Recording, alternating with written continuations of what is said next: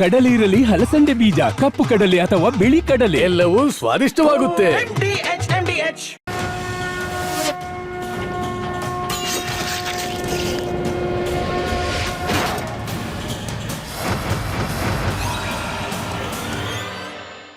ನಮಸ್ಕಾರ. ಮಹಾಭಾರತ ಚರ್ಚಾ ಕಾರ್ಯಕ್ರಮಕ್ಕೆ ಸ್ವಾಗತ. ನಾನು ಸ್ಮಿತಾ ರಂಗನಾಥ್. ಡಿ.ಕೆ. ಶಿವಕುಮಾರ್ ಅವರು ಈ ರಾಜ್ಯದ ಮುಖ್ಯಮಂತ್ರಿ ಆಗಬೇಕು ಅಂತ ಕನಸು ಕಾಣ್ತಾ ಇರುವ ವ್ಯಕ್ತಿ, ಮಹತ್ವಾಕಾಂಕ್ಷೆ ರಾಜಕಾರಣಿ. ಆಗ್ಲಿ, ಅವಕಾಶ ಸಿಕ್ಕಿದ್ರೆ. ಆದರೆ ಕೆಲವೊಂದು ಬಾರಿ ಡಿ.ಕೆ. ಶಿವಕುಮಾರ್ ಅವರ ಕ್ರಿಯೆ ಹಾಗೆ ಪ್ರತಿಕ್ರಿಯೆಗಳು, ಎಸ್ಪೆಷಲಿ ಅವರ ಪೊಲಿಟಿಕಲ್ ಆಟಿಟ್ಯೂಡ್, ಈಗಲೇ ಹೀಗೆ ಸಿಎಂ ಆದರೆ ಹೇಗೆ ಅನ್ನೋ ಚರ್ಚೆ ವಿರೋಧ ಪಕ್ಷಗಳು ಹಾಗೆ ಜನಸಾಮಾನ್ಯರು ಮಾಡೋ ರೀತಿಯಲ್ಲಿ ಆಗ್ಬಿಡುತ್ತೆ. ಫಾರ್ ಎಕ್ಸಾಂಪಲ್, ಕಸದ ವಿಚಾರ. ಬೆಂಗಳೂರಿನಲ್ಲಿ ಕಸ ವಿಲೇವಾರಿ ವಿಚಾರಕ್ಕೆ ಸಂಬಂಧಪಟ್ಟಂತೆ ಉದ್ಭವವಾಗಿರುವ ಸಮಸ್ಯೆ. ನಿನ್ನೆ ಡಿ.ಕೆ. ಶಿವಕುಮಾರ್ ಅವರು ದೊಡ್ಡಬಳ್ಳಾಪುರ ಕ್ಷೇತ್ರ ವ್ಯಾಪ್ತಿಗೆ ಹೋಗ್ತಾ ಇದ್ದ ಕಸವನ್ನ ತಡೆದ್ರು ಅನ್ನೋ ಕಾರಣಕ್ಕೆ ಬಿಜೆಪಿ ಶಾಸಕ ಧೀರಜ್ ಮುನಿರಾಜು ಅವರ ವಿರುದ್ಧವಾಗಿ ಮಾತನಾಡಿದ ಆ ಮಾತುಗಳು, ಆ ಮಾತಿನಲ್ಲಿದ್ದ ಆಟಿಟ್ಯೂಡ್, ಡಿ.ಕೆ. ಶಿವಕುಮಾರ್ ಅವರು ಈಗಲೇ ಹೀಗೆ ಸಿಎಂ ಆದರೆ ಹೇಗೆ ಅನ್ನೋ ಪ್ರಶ್ನೆ ಹುಟ್ಟು ಹಾಗೆ ಮಾಡಿದೆ. ಮ್ಯಾಟರ್ ಕಸಾನೆ, ಅದರ ಜೊತೆಯಲ್ಲಿ ಮೇನ್ ಮ್ಯಾಟರ್ ಆಗಿದ್ದು ಡಿ.ಕೆ. ಶಿವಕುಮಾರ್ ಅವರ ಪ್ರತಿಕ್ರಿಯೆಯ ವಿಧಾನ. ಇದು ಹೊಸದಲ್ಲ, ನಿಜ.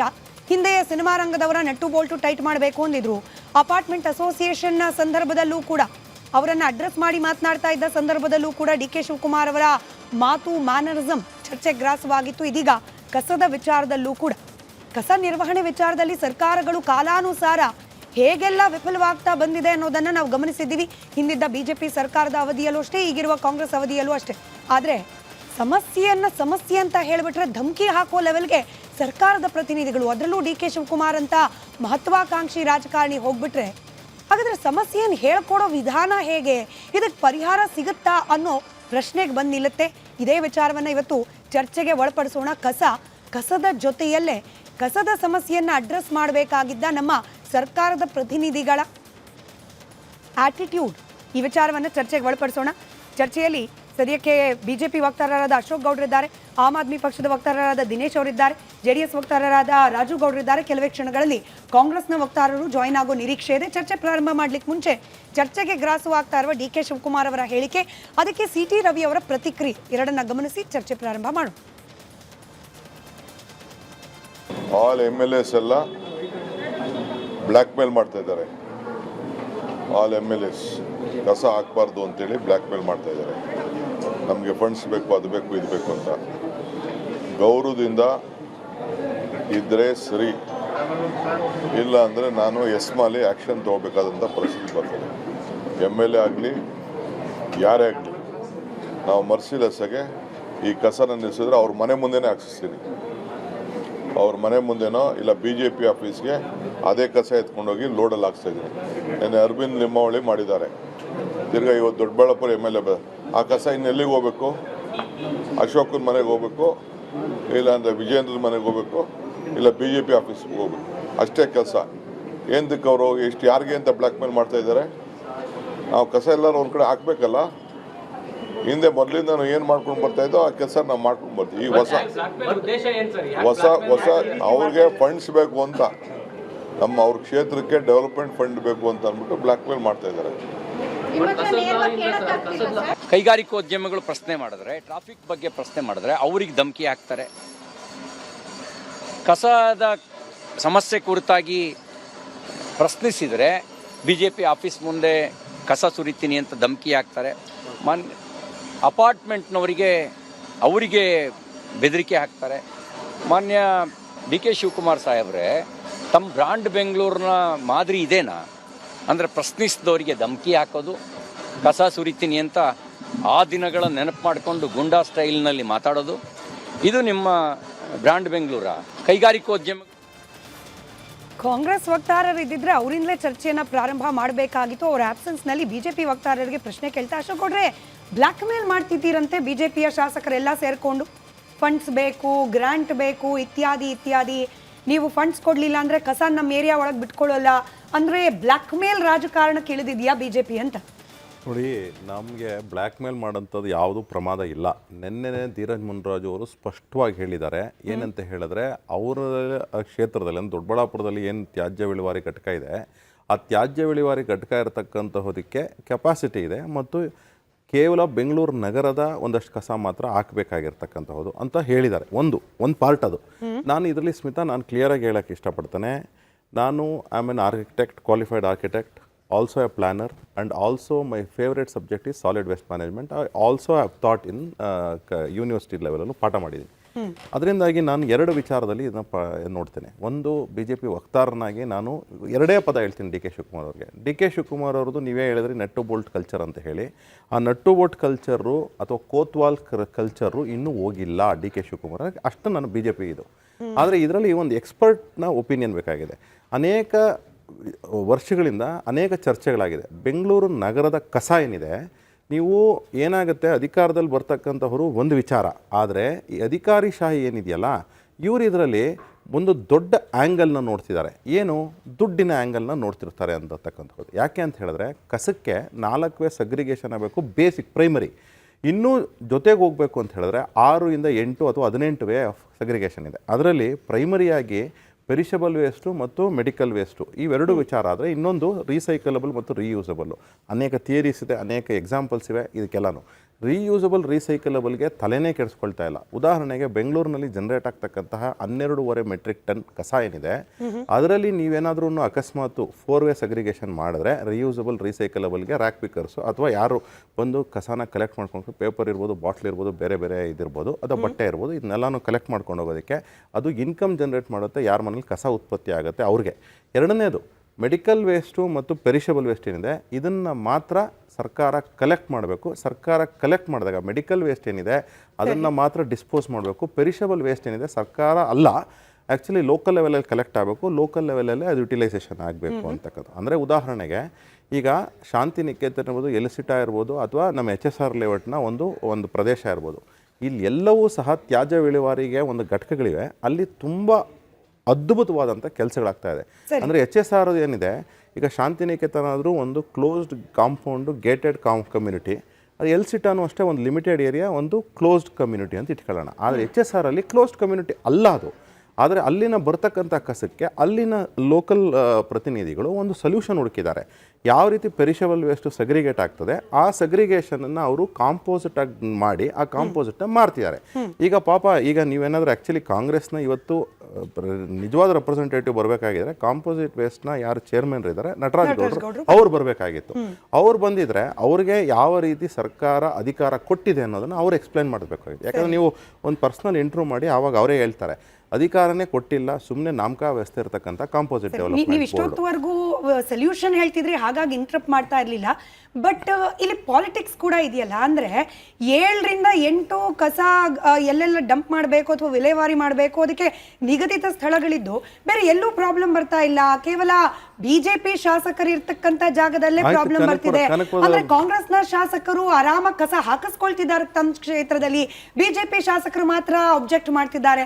ಮಹದೇವಪುರ ಬಿಜೆಪಿ ಶಾಸಕಿ, ಈಗ ಇವರು ಧೀರಜ್ ಮುನಿರಾಜು ಅವರು ಬಿಜೆಪಿ ಶಾಸಕರು. ನೋಡಿ, ಈಗ ಅಲ್ಲಿ ಮಹದೇವಪುರದಲ್ಲಿ ಏನು ಕ್ಷೇತ್ರ ಇದೆ, ಅದು ಎಲ್ಲಿ ಬಾಗ್ಲೂರ್ ಹತ್ರ ಬರುತ್ತೆ, ಚಾಕ್ಲೇಟ್ ಬಾಗ್ಲೂರು ಏರ್ಪೋರ್ಟ್ ರೋಡಲ್ಲಿ, ಅದು ಮಹದೇವಪುರಕ್ಕೆ ಒಂದು ಅಟ್ಯಾಚ್ ಆಗ್ತಕ್ಕಂಥ ಕ್ಷೇತ್ರ. ಅದು ಆ ಕ್ಷೇತ್ರದಲ್ಲಿ ಏನಾಗಿದೆ, ಯಾವುದೋ ಒಂದು ರೋಡ್ ಡೆವಲಪ್ ಆಗಿರಲ್ಲ ಅಂತ ಹೇಳಿ ಒಂದು ರೋಡು ಇದೇ ಥರ ಕಸದ ಟ್ರಕ್ಕು ಒಂದು ಹುಡುಗನಿಗೆ ಆಕ್ಸಿಡೆಂಟ್ ಮಾಡ್ತು ಅಂತ ಹೇಳಿ ಅಲ್ಲಿನ ಜನ ಗಲಾಟೆ ಮಾಡ್ತಿದ್ದಾರೆ. ಅವರೇನು ಹೇಳ್ತಾರೆ, ನಮಗೆ ರೋಡ್ ಹಾಕ್ಸಿ ಅದಾದಮೇಲೆ ಕಸದ ವೆಹಿಕಲ್ ತಗೊಂಡ್ಬನ್ನಿ ಅಂತ ಹೇಳ್ತಾರೆ. ಆದರೆ ಧೀರಜ್ ಮುನ್ರಾಜು ಅವ್ರದ್ದೇನಿದೆ, ಅವರು ಕ್ಲಿಯರಾಗಿ ಹೇಳ್ತಾರೆ, ಇಲ್ಲಿ ಹಾಕ್ಬೇಕಾಗಿರ್ತಕ್ಕಂಥ ಕಸ ಏನಿದೆ ಅದು 700 ಮೆಟ್ರಿಕ್ಕಿಂತ ಜಾಸ್ತಿ ಆಗಬಾರ್ದು ಪ್ರತಿ ವಾರ್ಷಿಕವಾಗಿ. ಆ ಕಸನ ನೀವು ಲಿಮಿಟೆಡ್ ಕಸಕ್ಕೆ ಏನು ಪ್ರಾವಿಷನ್ ಕೊಟ್ಟಿದ್ದೀವಿ ಅಂದರೆ, ಉದಾಹರಣೆಗೆ ಅವ್ರು ಹೇಳಿರ್ತಕ್ಕಂಥದ್ದು ಬೆಂಗಳೂರು ಈಸ್ಟು, ಅಂದರೆ ಇವತ್ತಿನ ಬೆಂಗಳೂರಿನ ಈಸ್ಟ್ ಕಾರ್ಪೊರೇಷನ್ನು ಮತ್ತು ನಾರ್ತ್ ಪಾರ್ಟ್ನ ಒಂದು ಕಾರ್ಪೊರೇಷನ್ ಮಾತ್ರಕ್ಕೆ ಅಲ್ಲಿಗೆ ಪರ್ಮಿಷನ್ ಕೊಟ್ಟಿರೋದು. ಆದರೆ ನೀವು ಇಡೀ ಬೆಂಗಳೂರು ಕಸ ತೊಗೊಂಡೋಗ್ಬಿಟ್ಟು ಇವತ್ತು ಧೀರಜ್ ಮುನ್ರಾಜು ಅವ್ರ ಕ್ಷೇತ್ರ ದೊಡ್ಡಬಳ್ಳಾಪುರಕ್ಕೆ ಹಾಕ್ಬಿಡ್ತೀವಿ ಅಂದರೆ ಏನರ್ಥ? ಒಂದು, ಇದು ಫಸ್ಟ್ ಆಫ್ ಆಲ್ ಸೊಲ್ಯೂಷನ್ ಇಲ್ಲ. ಧೀರಜ್ ಮುನಿರಾಜು ಅವ್ರ ಕ್ಷೇತ್ರಕ್ಕೆ ಇವತ್ತಲ್ಲ ಹೋಗ್ತಿರೋದು. ಇಲ್ಲ ಸ್ಮಿತಾ, ನಾನು ಇವತ್ತು ನಿರ್ಧಾರ ಆಗಿದೆ. ಹೊಸದಾಗಿ ಅಬ್ಜೆಕ್ಟ್ ಮಾಡುವಂತದ್ದು ಆಯ್ತು, ಹೆಚ್ಚುವರಿಯಾಗಿ ತರಬೇಡಿ, ಓಕೆ, ಕಸಾನೇ ತರಬೇಡಿ ಅಂತಂದ್ರೆ ಅಲ್ಲ, ಅವ್ರು ಹಂಗೆ ಹೇಳಲೇ ಇಲ್ಲ, ಹೆಚ್ಚುವರಿಯಾಗಿ ತರಬೇಡಿ ಅಂತಾನೆ ಹೇಳಿದ್ದು. ಒಂದು. ಎರಡನೇದು ಏನು ಅಂತ ಹೇಳಿದ್ರೆ, ಇವತ್ತು ಡಿ ಕೆ ಶಿವಕುಮಾರ್ 2024 ಡಿಸೆಂಬರ್ ತಿಂಗಳಲ್ಲಿ ಒಂದು ಪ್ರೆಸ್ ಮೀಟ್ ಮಾಡಿ ಹೇಳ್ತಾರೆ, ಕಸಕ್ಕೆ ಒಂದು ಸೊಲ್ಯೂಷನ್ ಅವರೇ ಹೇಳ್ತಾರೆ. ನಾನು ಏನು ಟೆಕ್ನಿಕಲ್ ಎಕ್ಸ್ಪರ್ಟ್ ಆಗಿ ಹೇಳಿದ್ದೇನೆ, ಯಾಕಂದ್ರೆ ಡಿ ಕೆ ಶಿವಕುಮಾರ್ ಅವರಿಗೆ ಅರ್ಬನ್ ಡೆವಲಪ್ಮೆಂಟ್ ಮಿನಿಸ್ಟರ್ ಆಗಿ ಅನುಭವ ಇದೆ, ಕೋಆಪರೇಟಿವ್ ಮಿನಿಸ್ಟರ್ ಆಗಿ ಅನುಭವ ಇದೆ, ಮತ್ತು ಬೆಂಗಳೂರಿನಲ್ಲಿ ನಾನು ಇದ್ದೀನಿ ಅಂತಕ್ಕಂಥದ್ದು ಅವ್ರು ಏನೇನು ಹೇಳಿದ್ರು ಅದನ್ನು ನಾನು ಸಂಪೂರ್ಣವಾಗಿ ಒಪ್ತೇನೆ. ಅವತ್ತಿನ ಪ್ರೆಸ್ ಮೀಟಲ್ಲಿ 2024 ಪ್ರೆಸ್ ಮೀಟಲ್ಲಿ ಏನಂತ ಹೇಳಿದ್ರೆ, ಕಾಂಪೋಸಿಟ್ನ ಡೆವಲಪ್ ಅಂದರೆ ಡಿಫ್ರೆನ್ಷಿಯೇಟ್ ಮಾಡೋಕ್ಕೆ ಮತ್ತು ಯಾವ ರೀತಿ ಸಗ್ರಿಗೇಷನ್ ಆಗಬೇಕು ಅದು ಸೈಂಟಿಫಿಕ್ಕಾಗಿ ಜನ ಮಾಡ್ತಿಲ್ಲ. ಜನ ಮಾಡೋದಿಲ್ಲ ಸ್ವಾಮಿ, ಯಾವತ್ತೂ ಜನ ಮಾಡಲ್ಲ. ನಿಮ್ಮ ಅಧಿಕಾರಿಗಳಿಗೆ ನೀವು ಏನು ಧಮಕಿ ಇವತ್ತು ಬಿ ಜೆ ಪಿಯವ್ರಿಗೆ ಹಾಕ್ತಿದ್ದೀರಾ, ಆ ಧಮಕಿನ ನೀವು ಅಧಿಕಾರಿಗಳಿಗೆ ಹಾಕಿ. ಅಧಿಕಾರಿಗಳ ಮೇಲೆ ನೀವು ಹೇಳಬೇಕು ಸಗ್ರಿಗೇಷನ್ಗೆ ಯಾವ ರೀತಿ ಎಜುಕೇಟ್ ಮಾಡ್ತೀರಾ ಅಂತ. ನಾನು ಧಮಕಿ ಕಲ್ಚರ್ ಇಲ್ಲ ನಾನು ಹೇಳೋದೇನು ಅಂದರೆ ಏನಾಗಿದೆ ಗೊತ್ತಾ ಸ್ಮಿತಾ, ನಾನು ಏನಕ್ಕೆ ಈ ಥರ ಈ ಪದ ಉಪಯೋಗಿಸ್ತೀನಿ ಅಂದರೆ ನನಗೆ ನೆನಪಿದೆ, ನಾನು 2009 ಒಂದು ಪ್ಯಾನಲಲ್ಲಿ ಕೂತ್ಕೊಂಡಿದ್ದೆ. ತಾವು ಅವತ್ತು ಯಾವುದೋ ಒಂದು ಚಾನಲಲ್ಲಿ ಇದ್ರೋ ಇಲ್ಲ ಗೊತ್ತಿಲ್ಲ ನನಗೆ. ಆವತ್ತು ಒಂದು ನಮ್ಮ ರಂಗನಾಥ್ ಭರದ್ವಾಜ್ ಅವರು ಚಾನಲ್ ನಡೆಸ್ತಾ ಅಂದರೆ ಅವರು ಕೂತ್ಕೊಂಡಿದ್ದಂಥ ಪ್ಯಾನಲಲ್ಲಿ ನನ್ನ ಒಬ್ಬ ಎಕ್ಸ್ಪರ್ಟ್ ಅಂತ ಕರೆದಿದ್ರು. ಯಾಕಂದ್ರೆ ನಾನು ಆ ಟೈಮಲ್ಲಿ ನಾನು ಪಾಠ ಮಾಡ್ತಿದ್ದೆ ಸಾಲಿಡ್ ವೇಸ್ಟು, ಅದಕ್ಕೋಸ್ಕರ ಕರೆದಿದ್ರು. ಆಗ ರಜನೀಶ್ ಗೋಯಲ್ ಅವರು BBMP ಕಮಿಷನರ್ ಆಗಿ ಬಂದಿದ್ರು. ನಾನು ಹೇಳಿದೆ, ಸ್ವಾಮಿ ನೀವು ತಪ್ಪು ಮಾಡ್ತಿದ್ದೀರಾ, basic primary it is 4 way segregation not 2 way segregation ಅಂತ.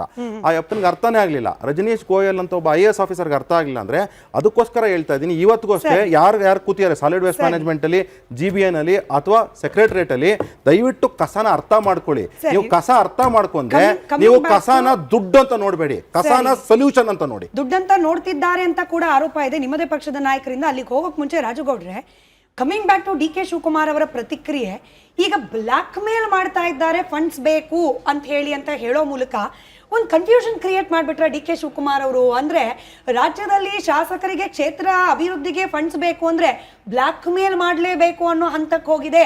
ಇಲ್ದಿದ್ರೆ ಸರ್ಕಾರದ ಕಡೆಯಿಂದ ಅನುದಾನ ಬರ್ತಿಲ್ಲ, ಫಂಡ್ಸ್ ಬರ್ತಿಲ್ಲ, ಗ್ರಾಂಟ್ಸ್ ಬರ್ತಿಲ್ಲ, ಹಿಂಗೆ ಅರ್ಥ ಮಾಡ್ಕೊಳ್ಬೇಕಾ ನಾವು? ಕನ್ಫ್ಯೂಸ್ ಆಗಿರೋದು ಯಾರು ಅನ್ನೋದು ಮೊದಲನೇ ಪ್ರಶ್ನೆ. ಯಾರು ಯಾಕೆ ಕನ್ಫ್ಯೂಸ್ ಮಾಡಬೇಕು? ಸುಮ್ಮನೆ ಈಗ ಒಂದು ಜವಾಬ್ದಾರಿಯುತವಾದ ಸ್ಥಾನದಲ್ಲಿ ಇತ್ಕೊಂಡು ಏನೇನೋ ಮಾತಾಡಿದ್ರೆ ಜನನೂ ಅದನ್ನು ಕೇಳಕ್ಕೆ ತಯಾರಿರಲ್ಲ, ಮಾಧ್ಯಮಗಳು ಅದನ್ನು ಬಿತ್ತರಿಸ್ಲಿಕ್ಕೆ ತಯಾರಿರಲ್ಲ. ನಿಮ್ಮ ಮೂರ್ಖತನದ ಪರಮಾವಧಿನ ಅದು ತೋರಿಸ್ತದೆ. ಈಗ ಧೀರಜ್ ಮುನ್ರಾಜ್ ಅವರು ಚಿಕ್ಕ ಹುಡುಗ, ನಿಮ್ಮ ಮುಂದೆ ನಾವೆಲ್ಲ ಚಿಕ್ಕ ಹುಡುಗರು. ಈಗ ನಾನಾಗಿರ್ಬೋದು, ಧೀರಜ್ ಮುನ್ರಾಜ್ ಆಗಿರ್ಬೋದು, ನಾವೆಲ್ಲ ಮೊನ್ನೆ ಕಂಡುಬಿಟ್ಟಿರೋ ಹುಡುಗರು ಅನ್ನೋ ಲೆಕ್ಕಕ್ಕೆ ನೀವು ಮಾತಾಡ್ತೀರಿ.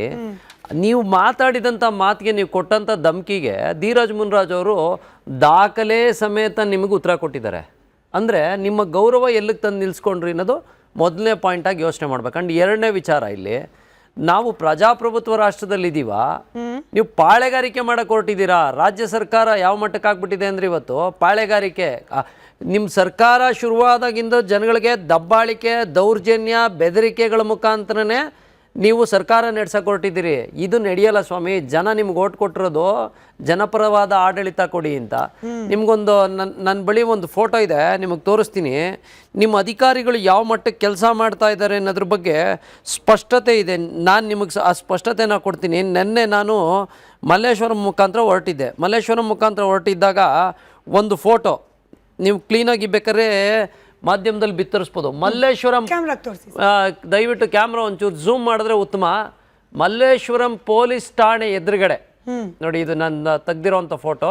ಮಲ್ಲೇಶ್ವರಂ ಪೊಲೀಸ್ ಠಾಣೆ ಎದುರುಗಡೆ, ಮಲ್ಲೇಶ್ವರಂ ಪೊಲೀಸ್ ಠಾಣೆ ಇನ್ನೂ ಇದೆ. ಬೇಕಾದರೆ ನೀವು CC ಕ್ಯಾಮ್ರಾ ಮುಖಾಂತರನೂ ಅಲ್ಲಿ ಇದು ಮಾಹಿತಿ ತಗೋ. ಮಲ್ಲೇಶ್ವರಂ ಪೊಲೀಸ್ ಠಾಣೆ ಎದುರುಗಡೆ ಬಂದು ಜನ ಕಸ ಸುರಿತಾವ್ರೆ ಅಂದರೆ, ನೀವು ಕಮಾಂಡೋಸ್ ಅಂತ ಹೇಳಿ ಒಂದಷ್ಟು ಜನಗಳಿಗೆ ಕಲ್ಲರ್ ಬಟ್ಟೆ ಕೊಟ್ಬಿಟ್ಟು ಅಲ್ಲಲ್ಲಿ ನಿಲ್ಲಿಸಿ ಯಾರನ್ನು ಬೀದಿಲಿ ಕಸ ಎಸ್ರೆ 500 ರೂಪಾಯಿ ಫೈನ್ ಕಲೆಕ್ಟ್ ಮಾಡಿ ಅಂತೇಳಿ ನೀವು ಹೊಸ ಒಂದು ಕಾನೂನ ತಂದ್ರಿ. ಅಂದರೆ ಆ ನೀವು ಕೆಲಸ ಕೊಟ್ಟಂಥ ಕಮಾಂಡೋಸ್ ಅದು ಎಲ್ಲಿ ಕೆಲಸ ಮಾಡ್ತಾ ಇದ್ದಾರೆ ಇವತ್ತು ಗೊತ್ತಾಗ್ತಾ ಇಲ್ಲ. ಅಲ್ಲಿಂದ ಆಚೆಗೆ ಇವತ್ತು BBMPನಲ್ಲಿ ಜಗತ್ತಿನಲ್ಲಿ ಎಲ್ಲೂ ಮಾಡದೇ ಇರೋಂಥ ಹೊಸ ರೂಲ್ ಮಾಡಿದ್ದೀರಿ. ಯಾರು ಖಾಲಿ ಸೈಟ್ ಇಟ್ಕೊಂಡಿದ್ದಾರೋ ಅವ್ರಿಗೂ ಕೂಡ ಕಸದ ತೆರಿಗೆ ಅಂತ ಪ್ರತಿ ತಿಂಗಳು 100 ರೂಪಾಯಿ ದಂಡ ಆಗ್ತಾಯಿದೆ. ದಂಡ ಅಂತಲೇ ಅನ್ಬೋದು ಅದು. ಕಸ ಹಾಕ್ದೇ ಇರೋರ್ಗೂ ಕಸದ ಟ್ಯಾಕ್ಸ್ ಹಾಕೋವಂಥ ಸರ್ಕಾರ ಜನಕ್ಕೆ ಏನು ಫೆಸಿಲಿಟಿ ಕೊಡಬೇಕು? ಇವ್ರಿಗೆ ಲಾರಿ ಟ್ರಾನ್ಸ್ಪೋರ್ಟ್ ದುಡ್ಡು ಬೇಕು ಅಷ್ಟೇ. ಪ್ರತಿ ವಾರ್ಡ್ನಲ್ಲೂ ನೀವು ಸೆಗ್ರಿಗೇಟ್ ಮಾಡಲಿಕ್ಕೆ ಅವಕಾಶ ಇದೆ. ಇವತ್ತು ಕಸನ ಸೆಗ್ರಿಗೇಟ್ ಮಾಡಲಿಕ್ಕೆ ತುಂಬ ಒಳ್ಳೊಳ್ಳೆ ಕಾನ್ಸೆಪ್ಟ್ಗಳು ಬಂದಿದ್ದಾವೆ. ಇಡೀ ಪ್ರಪಂಚದಾದ್ಯಂತ ಎಲ್ಲ ದೇಶಗಳು ಅಳವಡಿಸ್ಕೊಂಡಿದ್ದಾವೆ. ನಿಮಗೆ 80/60 ಜಾಗ ಸಿಕ್ಕಿದ್ರೆ ಸಾಕು, ಒಂದು ವಾರ್ಡ್ನಲ್ಲಿ ಆ ವಾರ್ಡ್ಗೆ ಬೇಕಾಗೋ ಅಷ್ಟು ಕಸನ 2 ದಿನದಲ್ಲಿ ಸೆಗ್ರಿಗೇಟ್ ಮಾಡ್ಬೋದು. ಮೊದಲೊಂದು ಕಾಲ ಇತ್ತು, ಹಸಿರು ಕಸ ಅಂದರೆ ಏನು ವೆಟ್ ವೇಸ್ಟ್ ಅಂತ ನೀವೇನು ಕರಿತೀರೋ, ಆ ವೆಟ್ ವೇಸ್ಟನ್ನ ಡಿಕಂಪೋಸ್ ಮಾಡಲಿಕ್ಕೆ ಕನಿಷ್ಠ 2 ತಿಂಗಳು ಬೇಕಾಗ್ತಿತ್ತು. ಇವಾಗ ಡಿಕಂಪೋಸರ್ಗಳು ಬಂದಿದ್ದಾವೆ. ನಾನು ಒಬ್ಬ ಜನಸಾಮಾನ್ಯನಾಗಿ ಒಬ್ಬ ರೈತನಿಗೆ ಗೊತ್ತಿದೆ, ನಿಮ್ಮ ಎಲೆ ಮತ್ತು ಹಸಿರು ಕಸಗಳನ್ನ ಡಿಕಂಪೋಸ್ ಮಾಡಿ ಗೊಬ್ಬರ ಮಾಡಿಕೊಡ್ಲಿಕ್ಕೆ 1 ವಾರ ಸಾಕು ಮ್ಯಾಕ್ಸಿಮಮ್. ಇನ್ನೂ ಹೊಸ ಹೊಸ ಟೆಕ್ನಾಲಜಿಗಳು ಬಂದಿದ್ದಾವೆ, 2 ದಿನಕ್ಕಾಗತ್ತೆ. ಅಂಥ ಎಲ್ಲ ಟೆಕ್ನಾಲಜಿಗಳಿದ್ದಾಗ ನೀವು ಸುಮಾರು ಓ ಬಿ ರಾಯನ್ ಕಾಲದ್ದು 30 ವರ್ಷದ ಹಿಂದಿನ ಕಾಲದ್ದು ಕಾನ್ಸೆಪ್ಟ್ ಇಟ್ಕೊಂಡೇ ನೀವು ದುಡ್ಡು ಮಾಡೋ ಪ್ರಯತ್ನದಲ್ಲೇ ಕಾಲ ಕಳೀತಾ ಇದ್ದೀರಿ. ಈ ಹಿಂದೆ ಸಾಕಷ್ಟು ಚರ್ಚೆಗಾಗಿತ್ತು ಮೆಕ್ಯಾನಿಕಲ್ ಸ್ವೈಪಿಂಗ್ ಮಿಷಿನ್ ಅಂತೇಳಿ. ನೀವು ಲಾರಿಗಳನ್ನ ಪರ್ಚೇಸ್ ಮಾಡೋ ವಿಚಾರದಲ್ಲಿ ಪರ್ಚೇಸ್ ಮಾಡ್ದಲ್ಲೇ ಅವ್ರು ಯಾರಿಗೋ 5 ವರ್ಷಕ್ಕೆ ಟೆಂಡರ್ ಕೊಟ್ಟು ಹಣಕ್ಕಿಂತ ಜಾಸ್ತಿ ಅಂದರೆ ಪರ್ಚೇಸ್ ಮಾಡೋದಕ್ಕಿಂತ ಜಾಸ್ತಿ ನೀವು ಲೀಸ್ಗೆನೆ ದುಡ್ಡು ಕೊಡಕ್ಕೆ ಹೊರಟಿದ್ರಿ. ಇಂಥವೆಲ್ಲ ಏನಂದ್ರೆ ನೀವು ದುಡ್ಡು ಹೊಡೆಯುವಂಥ ಒಂದು ವಿಚಾರ ಅಂತೇಳಿ ಇಡೀ ರಾಜ್ಯದ ಜನತೆ ಮಾತಾಡ್ತಾ ಇದ್ದಾರೆ. ಸರ್ಕಾರಕ್ಕೆ ಚೀಮಾರಿ ಆಗ್ತಾ ಇದ್ದಾರೆ. ಇಂಥ ಪರಿಸ್ಥಿತಿಲಿ ಸರ್ಕಾರ ನಡೆಸಬೇಕಾದಂಥವ್ರು ಒಬ್ಬ DCM ಆದವರು ನೀವು ಮಾಧ್ಯಮಗಳ ಮುಂದೆ ನಿಂತರು ಬ್ಲ್ಯಾಕ್ ಮೇಲ್ ಮಾಡಬೇಡಿ, ನನಗೆ ಗೊತ್ತು ಏನು ಮಾಡಬೇಕು, ನಿಮಗೆ ನಟ್ಟು ಬೋಲ್ಟು ಟೈಟ್ ಮಾಡ್ತೀನಿ, ನಿಮ್ಗೆ ಹಂಗೆ ಮಾಡ್ತೀನಿ ಹಿಂಗೆ ಮಾಡ್ತೀನಿ. ಸ್ವಾಮಿ ನೀವೇ ಒಂದಿನ ವಿಧಾನಸೌಧದಲ್ಲಿ ನಿಂತು ಹೇಳಿದ್ರಿ ಯಾರು ಶಾಶ್ವತ ಅಲ್ಲ, ಅಧಿಕಾರ ಶಾಶ್ವತ ಅಲ್ಲ, ಇವತ್ತು ನಾನು ಹೋಯ್ತೀನಿ ನಾಳೆ ನೀವು ಹೋಯ್ತೀವಿ ಅಂತ. ಹಂಗಂದವ್ರು ಅಲ್ಲಿ ವಿಧಾನಸೌಧದಲ್ಲಿ ನಿಂತು ಹಂಗಂತೀರಿ, ಇಲ್ಲಿ ಬಂದು ಆಚೆ ಬಂದು ಬೆದರಿಕೆ ಆಗ್ತೀರಿ. ನಿಮ್ ರೀತಿ ನೀತಿನೇ ಜನಕ್ಕೆ ಅರ್ಥ ಆಗ್ತಾ ಇಲ್ಲ ಸ್ವಾಮಿ. DK ಶಿವಕುಮಾರ್ ಸಾಹೇಬ್ರೆ ಮುಂಚೆ ದಿನೇಶ್ ಅವರು ಗೌರವದಿಂದ ಇದ್ರೆ ಸರಿ, ನಾವು ಮರ್ಸಿಲೆಸ್ ಆಗಿ ಬಿಹೇವ್ ಮಾಡ್ಬೇಕಾಗತ್ತೆ, ಈ ಥರದ ಹೇಳಿಕೆ ಒಬ್ಬ ಜವಾಬ್ದಾರಿಯುತ ಮಿನಿಸ್ಟರ್ನಿಂದ ಅಂದ್ರೆ ಜನರು ಏನು ಎಕ್ಸ್ಪೆಕ್ಟ್ ಮಾಡ್ತೀವಿ? ಸರ್ ಪ್ರಾಬ್ಲಮ್ ಇದೆ ಅಂದ್ರೆ solution, as simple as that. ನೀವು ಸೊಲ್ಯೂಷನ್ ಕೊಡೋದ್ರ ಬದಲು ನಾವು ಮರ್ಸಿಲೆಸ್ ಆಗಿ ಬಿಹೇವ್ ಮಾಡ್ತೀವಿ, BJP ಆಫೀಸ್ ಮುಂದೆ ಕಸ ಹಾಕ್ತೀವಿ. ಯಾಕೆ BJP ಆಫೀಸ್ ಮುಂದೆ ಇರುವ ಜನರು ಅಂದ್ರೆ ವೋಟರ್ಸು ವೋಟ್ ಹಾಕಿಲ್ವಾ ಸರ್ಕಾರಕ್ಕೆ? ಇವರ ಈ ಕಿತ್ತಾಟ, ರಾಜಕೀಯ ಕಿತ್ತಾಟಕ್ಕೆ ಇವ್ರು BJP ಮೇಲಿನ ಜಿದ್ದಿಗೆ ತಗೊಂಡ್ ಬಂದು ಮಲ್ಲೇಶ್ವರದಲ್ಲಿರೋ BJP ಆಫೀಸ್ ಮುಂದೆ ಕಸ ಹಾಕಿದ್ರೆ ಅಲ್ಲಿ ಓಡಾಡೋದು ಮತದಾರರು, ಅವ್ರಿಗೇನು ಕರ್ಮ ಇದು? ಅಂದ್ರೆ DK ಶಿವಕುಮಾರ್ ಅವರ ಈ ಆಟಿಟ್ಯೂಡ್, ಅವರ ಈ ಉತ್ತರದ ಧಾಟಿ ಶೈಲಿ, ಇದ್ರ ಬಗ್ಗೆ ನಿಮ್ಮ ಒಪಿನಿಯನ್? ಇವತ್ತು ಏನು ಬ್ರ್ಯಾಂಡ್ ಬೆಂಗಳೂರು ಮಾಡ್ತೀವಿ ಅಂತ ನಮ್ಮ DK ಶಿವಕುಮಾರ್ ಅವರು ಅಧಿಕಾರಕ್ಕೆ ಬಂದ ತಕ್ಷಣ ಏನು ನಗರ ಈ ಬೆಂಗಳೂರು ಉಸ್ತುವಾರಿ ವಹಿಸ್ಕೊಂಡ್ರು, ಬ್ರ್ಯಾಂಡ್ ಬೆಂಗಳೂರು ಅಂತ ಮಾಡ್ತೀವಿ ಅಂದರು. ಇವತ್ತೇನಾಗಿದೆ, ಕಸದ ಬೆಂಗಳೂರು ಆಗಿದೆ. ಇದಕ್ಕೆ ಕಾರಣ ಏನಂದರೆ ಜನರು ಒಂದು ಕಾರಣ, ಸರ್ಕಾರನೂ ಒಂದು ಕಾರಣ. ಯಾಕಂದರೆ ಜನರೇ ಫಾರ್ಮ್ ಮಾಡೋದು ಸರ್ಕಾರನ. ಇದರಲ್ಲಿ ಜನರು ಕೂಡ, ನಾವು ಎಷ್ಟೋ ಕಡೆ ನಾನು ನೋಡ್ತೀನಿ, ಜನರು ಪಕ್ಕದ ಖಾಲಿ ಸೈಟ್ಗೆ ಈಸಿಯಾಗಿ ರಾತ್ರಿ ಬಂದ್ಬಿಟ್ಟು ಕಸ ಡಂಪ್ ಮಾಡ್ಬಿಟ್ಟು ಹೋಗ್ತಾರೆ. ಪಬ್ಲಿಕ್ಸಲ್ಲೂ ತಪ್ಪಿದೆ, ಇದರಲ್ಲಿ ಸರ್ಕಾರದ್ದು ಒಂದೇ ತಪ್ಪಿಲ್ಲ. ಅಂದರೆ ಇದರಲ್ಲಿ ಸರ್ಕಾರ ಎಲ್ಲಿ ಸೋತಿದೆ ಅಂದರೆ, ಸುಮಾರು ಇವರು ಅಧಿಕಾರಕ್ಕೆ ಬಂದು 2.5 ವರ್ಷ ಆಯಿತು. 2.5 ವರ್ಷ ಆದರೆ 2.5 ವರ್ಷದಲ್ಲಿ ಏನು ಅಭಿವೃದ್ಧಿ ಮಾಡಿದ್ರು, ಕಸದಲ್ಲಿ ಇಂಪ್ಲಿಮೆಂಟೇಷನ್ ಮಾಡಿದ್ರು, ಏನು ಮಾಡಿಲ್ಲ. ಇವಾಗ 2021-22ರಲ್ಲಿ ಸುಮಾರು 1622 ಕೋಟಿ ಕಲೆಕ್ಟ್ ಮಾಡ್ಕೊಂಡಿದ್ದಾರೆ ಒಂದು ವರ್ಷಕ್ಕೆ. ಏನು BBMP-ನಲ್ಲಿ ಕಸಕ್ಕೆ ಸಂಸ್ಕರಣೆಗೆ ಅಷ್ಟು ಫಂಡ್ನ ನಿಯೋಜನೆ ಮಾಡಿದ್ದಾರೆ. ಹಿಂಗೆ ನಾವು ನೋಡ್ಕೊ ಬಂದರೆ 2022-23ರಲ್ಲಿ 1619 ಕೋಟಿ, 23-24ರಲ್ಲಿ 1643 ಕೋಟಿ, 24-25ರಲ್ಲಿ 1075 ಕೋಟಿ ಇತ್ತು.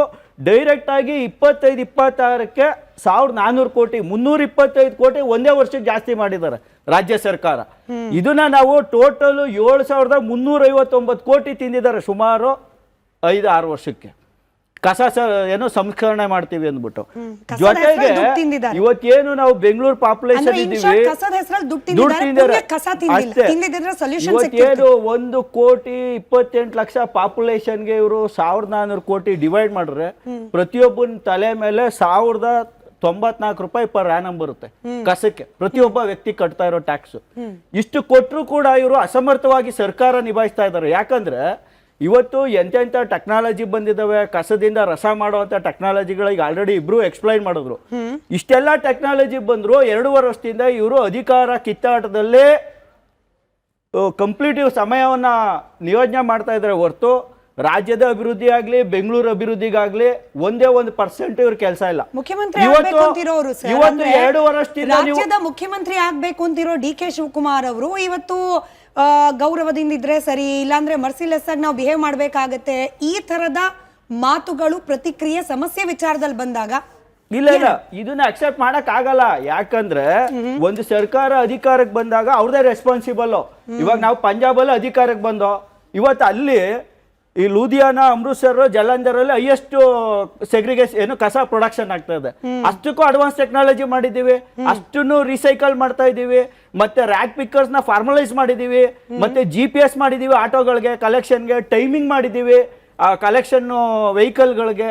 ಇಷ್ಟೆಲ್ಲ ಮಾಡಿ ಮತ್ತೆ ಇವತ್ತು ಏನು ಕಲೆಕ್ಷನ್ ತುಂಬ್ತಾ ಇದ್ರು ಲ್ಯಾಂಡ್ ಫಿಲ್ಲಿಂಗು, ಆ ಏರಿಯಾನೇ ಕಡಿಮೆ ಮಾಡಿದ್ದೀವಿ, ಯೂಸಬಲ್ ಲ್ಯಾಂಡ್ ಜಾಸ್ತಿ ಮಾಡ್ತಾ ಇದ್ದೀವಿ. ಅಂದರೆ ಲ್ಯಾಂಡ್ ಫಿಲ್ಲಿಂಗ್ ಲ್ಯಾಂಡ್ನೇ ಕಡಿಮೆ ಮಾಡ್ತಾ ಇದ್ದೀವಿ. ಇವ್ರು ಇನ್ನೂ ನಂಗೆ 30 ಎಕರೆ ಕೊಡಿ, 50 ಎಕರೆ ಕೊಡಿ.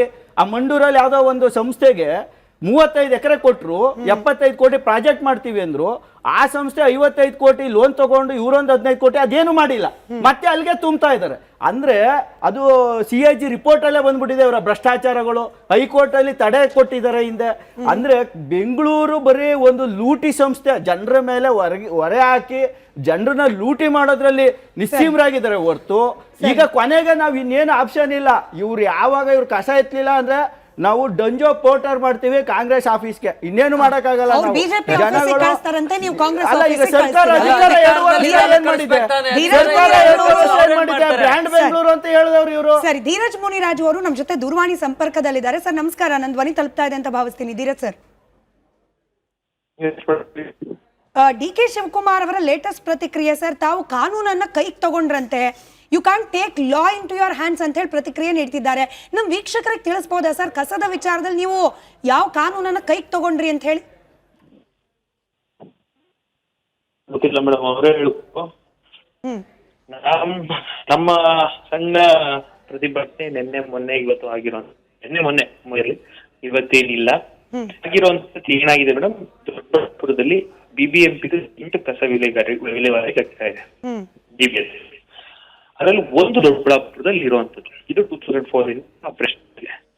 GBA ಫಾರ್ಮ್ ಆದ ನಂತರ 70 ಕಸ ವಿಲೇವಾರಿ ಘಟಕಕ್ಕೆ 70 ಗಾಡಿಗಳು ಟಪ್ಪರ್ ಅಲ್ಲಿ ಈ ಕಸ ಬರುವಂತದ್ದು GBA ಅಲ್ಲಿ OM ಆಗಿದೆ. ಗವರ್ಮೆಂಟ್ ಇಂದ ರೆಸಲ್ಯೂಷನ್ ಆಗಿದೆ ಮೇಡಮ್. ನೆನೆ ಏನಾಗುತ್ತೆ, ಮಹದೇವಪುರಕ್ಕೆ ಹೋಗ್ಬೇಕಾಗಿರುವಂತ 200 ಗಾಡಿ, ಬ್ಯಾಟ್ರಾಯನ್ಪುರಕ್ಕೆ ಹೋಗ್ಬೇಕಾಗಿರುವಂತ 200 ಗಾಡಿಯನ್ನ ಮಂಗಳವಾರತ್ತಿನ 400 ಗಾಡಿಯನ್ನ ದೊಡ್ಡಬಳ್ಳಾಪುರಕ್ಕೆ ಕಳಿಸ್ತಾರೆ. ಪ್ರತಿಭಟನೆ 70 ಗಾಡಿ ನಾವು ಓಕೆ, ಸರ್ಕಾರ ಇದೆ, ಕಾನೂನಿದೆ, ಅವ್ರು ಬಿಡಬೇಕು, ಓಕೆ, ಕಾನೂನು ಪ್ರಕಾರ ಬಿಟ್ಟಿದೀವಿ. 400 ಗಾಡಿ ಅವ್ರು ಯಾರೋ ಆಡ್ಸ್ತಾ ಇರುವಂತದನ್ನ ಯಾವ ರೀತಿ ಬಿಡಕ್ಕಾಗುತ್ತೆ? ಕಾನೂನು ಉಲ್ಲಂಘನೆ, ಕಾನೂನು ಕೈ ತಗೊಂಡಿರೋರು ಯಾರು? DK ಶಿವಕುಮಾರ್ ಅವರ, VSWML ಸ್ಟಾಫ್ ಅಥವಾ ಕಮಿಷನರ್ ಅವರ, ಅಥವಾ ಯಾರು ಮಾಡಿರೋದು? ಇದು VSW CEO ಕಾನೂನು ಕೈ ತಗೊಂಡಿರೋದು ಅವರು. ಬಟ್ ನೀವು ಗ್ರಾಂಟ್ಸ್ ಬೇಕು ಅಂತ ಹೇಳಿ ಬ್ಲಾಕ್ ಮೇಲ್ ಮಾಡ್ತಾ ಇರೋದು ಇದು ಬೇರೆ ಏನು ಅಲ್ಲ ಅನ್ನೋದು ಅವರ ಆರೋಪ. ಅದು ಗ್ರಾಂಟೇ ಕೇಳಿಲ್ಲ ಮೇಡಮ್. ಅದನ್ನ ನಿನ್ನೆ ಬಹಿರಂಗವಾಗಿ ಅವರಿಗೆ ನಾನು ಸವಾಲನ್ನು ಹಾಕಿದ್ದೀನಿ. ನಾನು ಇದುವರೆಗೂ ಗ್ರಾಂಟೇ ಕೇಳಿಲ್ಲ. 10 ಗಾಡಿ ಹೋಗುವಂತಹ ಎಷ್ಟು ವಿಧಾನಸಭಾ ಕ್ಷೇತ್ರ 90 ಕೋಟಿ ಕೊಟ್ಟಿದೆ. 4 ಗಾಡಿ ಹೋಗುವಂತ ಆನೇಕಲ್ ವಿಧಾನಸಭಾ ಕ್ಷೇತ್ರಕ್ಕೆ 50 ಕೋಟಿ ಕೊಟ್ಟಿದ್ದಾರೆ. 10 ಗಾಡಿ ಹೋಗುವಂತ ಬೆಂಗಳೂರು ದಕ್ಷಿಣ ವಿಧಾನಸಭಾ ಕ್ಷೇತ್ರಕ್ಕೆ 25 ಕೋಟಿ ಕೊಟ್ಟಿದ್ದಾರೆ. ನಾನು ಇವ್ರನ್ನ ಗ್ರಾಂಟ್ ಕೇಳೂ ಇಲ್ಲ. 10 ಗಾಡಿ ಔಟ್ ಆಫ್ 500, 70 ಗಾಡಿ ದೊಡ್ಡಬಳ್ಳಾಪುರಕ್ಕೆ ಬಂದ್ರು ಸಹ 10 ಕೋಟಿ ವಾಹನ ತಡೆಗಟ್ಟಕ್ಕೆ ಅಂತ ಹೇಳಿ ಗ್ರಾಂಟ್ ಹಾಕಿದ್ದಾರೆ ಇವ್ರು. ಅದು ಇದುವರೆಗೂ ಬಂದೂ ಇಲ್ಲ. ಅದು ಯಾವಾಗ ಬಂದ್ಕೊಳ್ಳಿ, ಗ್ರಾಂಟ್ ನನಗೆ ಅವಶ್ಯಕತೆನೇ ಇಲ್ಲ. ನಾನು ಹೇಳ್ತಾ ಇರೋಂಥದ್ದು ಸರ್ಕಾರಿ ನಿಯಮ ಇರುವಂತದ್ದು ಕನ್ಸೆಂಟ್ ಫಾರ್ ಆಪರೇಷನ್ ಪೊಲ್ಯೂಷನ್ ಇರುವಂತದ್ದು 70 ಗಾಡಿಗಳು. ನಾನು ಪ್ರತಿಭಟನೆ ನಡೆದಿದೆ. ಬಟ್ ಮರ್ಸಿಲೆಸ್ ಆಗಿ ನಾವು ಆಕ್ಷನ್ ತಗೊಳ್ಬೇಕಾಗತ್ತೆ ಅಂತ ಹೇಳಿ ಹೇಳ್ತಾ ಇದ್ದಾರೆ ತಮ್ಮ ವಿರುದ್ಧ. ಅಂದ್ರೆ ಈ ಮಾತುಗಳನ್ನ ಕೇಳ್ತಿದ್ರೆ, ಇಲ್ಲ ಧೀರಜ್ ಸರ್, ಈ ಮಾತುಗಳನ್ನ ಕೇಳ್ತಾ ಇದ್ರೆ is there anything personal between you and DK Shivakumar sir?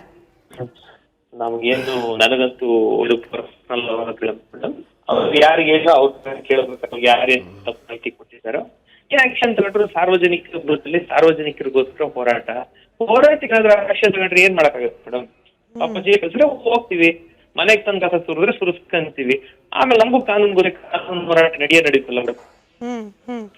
ಅಧಿಕಾರ ಇದೆ ಅಂತ ಹಿಂಗಾದ್ರೂ ದೌರ್ಜನ್ಯ ದಬ್ಬಾಳಿಕೆ ಮಾಡಿದ್ರೆ ಕಾನೂನು ಇದೆಲ್ಲ court. If the executive and the legislature does not help, we'll go to the judiciary. Court ಇಂದ ನಾವೇನ್ ತರಬೇಕು ಡೈರೆಕ್ಷನ್ ತರ್ತೀವಿ. ಕಡೆ ಪ್ರಶ್ನೆ ಸರ್, ನಾವು ನಿಮ್ಮ ಕ್ಷೇತ್ರದ ಕೆಲ ಜನರನ್ನ ಮಾತನಾಡ್ಸಿದ್ವಿ, ಯಾಕೆ ಒಬ್ಜೆಕ್ಷನ್ ಕಸ ಒಳಗ್ ಬಿಟ್ಕೊಡ್ಲಿಕ್ಕೆ ಅಂತ ಹೇಳಿ. ಕೆಲವರು ಹೇಳ್ತಿದ್ದಾರೆ ಬೋರ್ವೆಲ್ ನ ನೀರ್ ಹಾಳಾಗ್ತಾ ಇದೆ, ಕುರಿ ಮೇಯ್ಸಕ್ ಕರ್ಕೊಂಡು ಹೋಗೋಕ್ಕಾಗಲ್ಲ, ಊಟಕ್ಕೆ ಕೂತ್ರೆ ನೊಣದ ಸಮಸ್ಯೆ, ಎಲ್ಲದಕ್ಕಿಂತ ಹೆಚ್ಚಾಗಿ ನಮ್ಮ ಊರಿನ ಗಂಡು ಮಕ್ಳಿಗೆ ಹೆಣ್ ಕೊಡ್ತಾ ಇಲ್ಲ ಬೇರೆ ಊರಿನವರು ಅಂತ ಹೇಳ್ತಿದ್ದಾರೆ.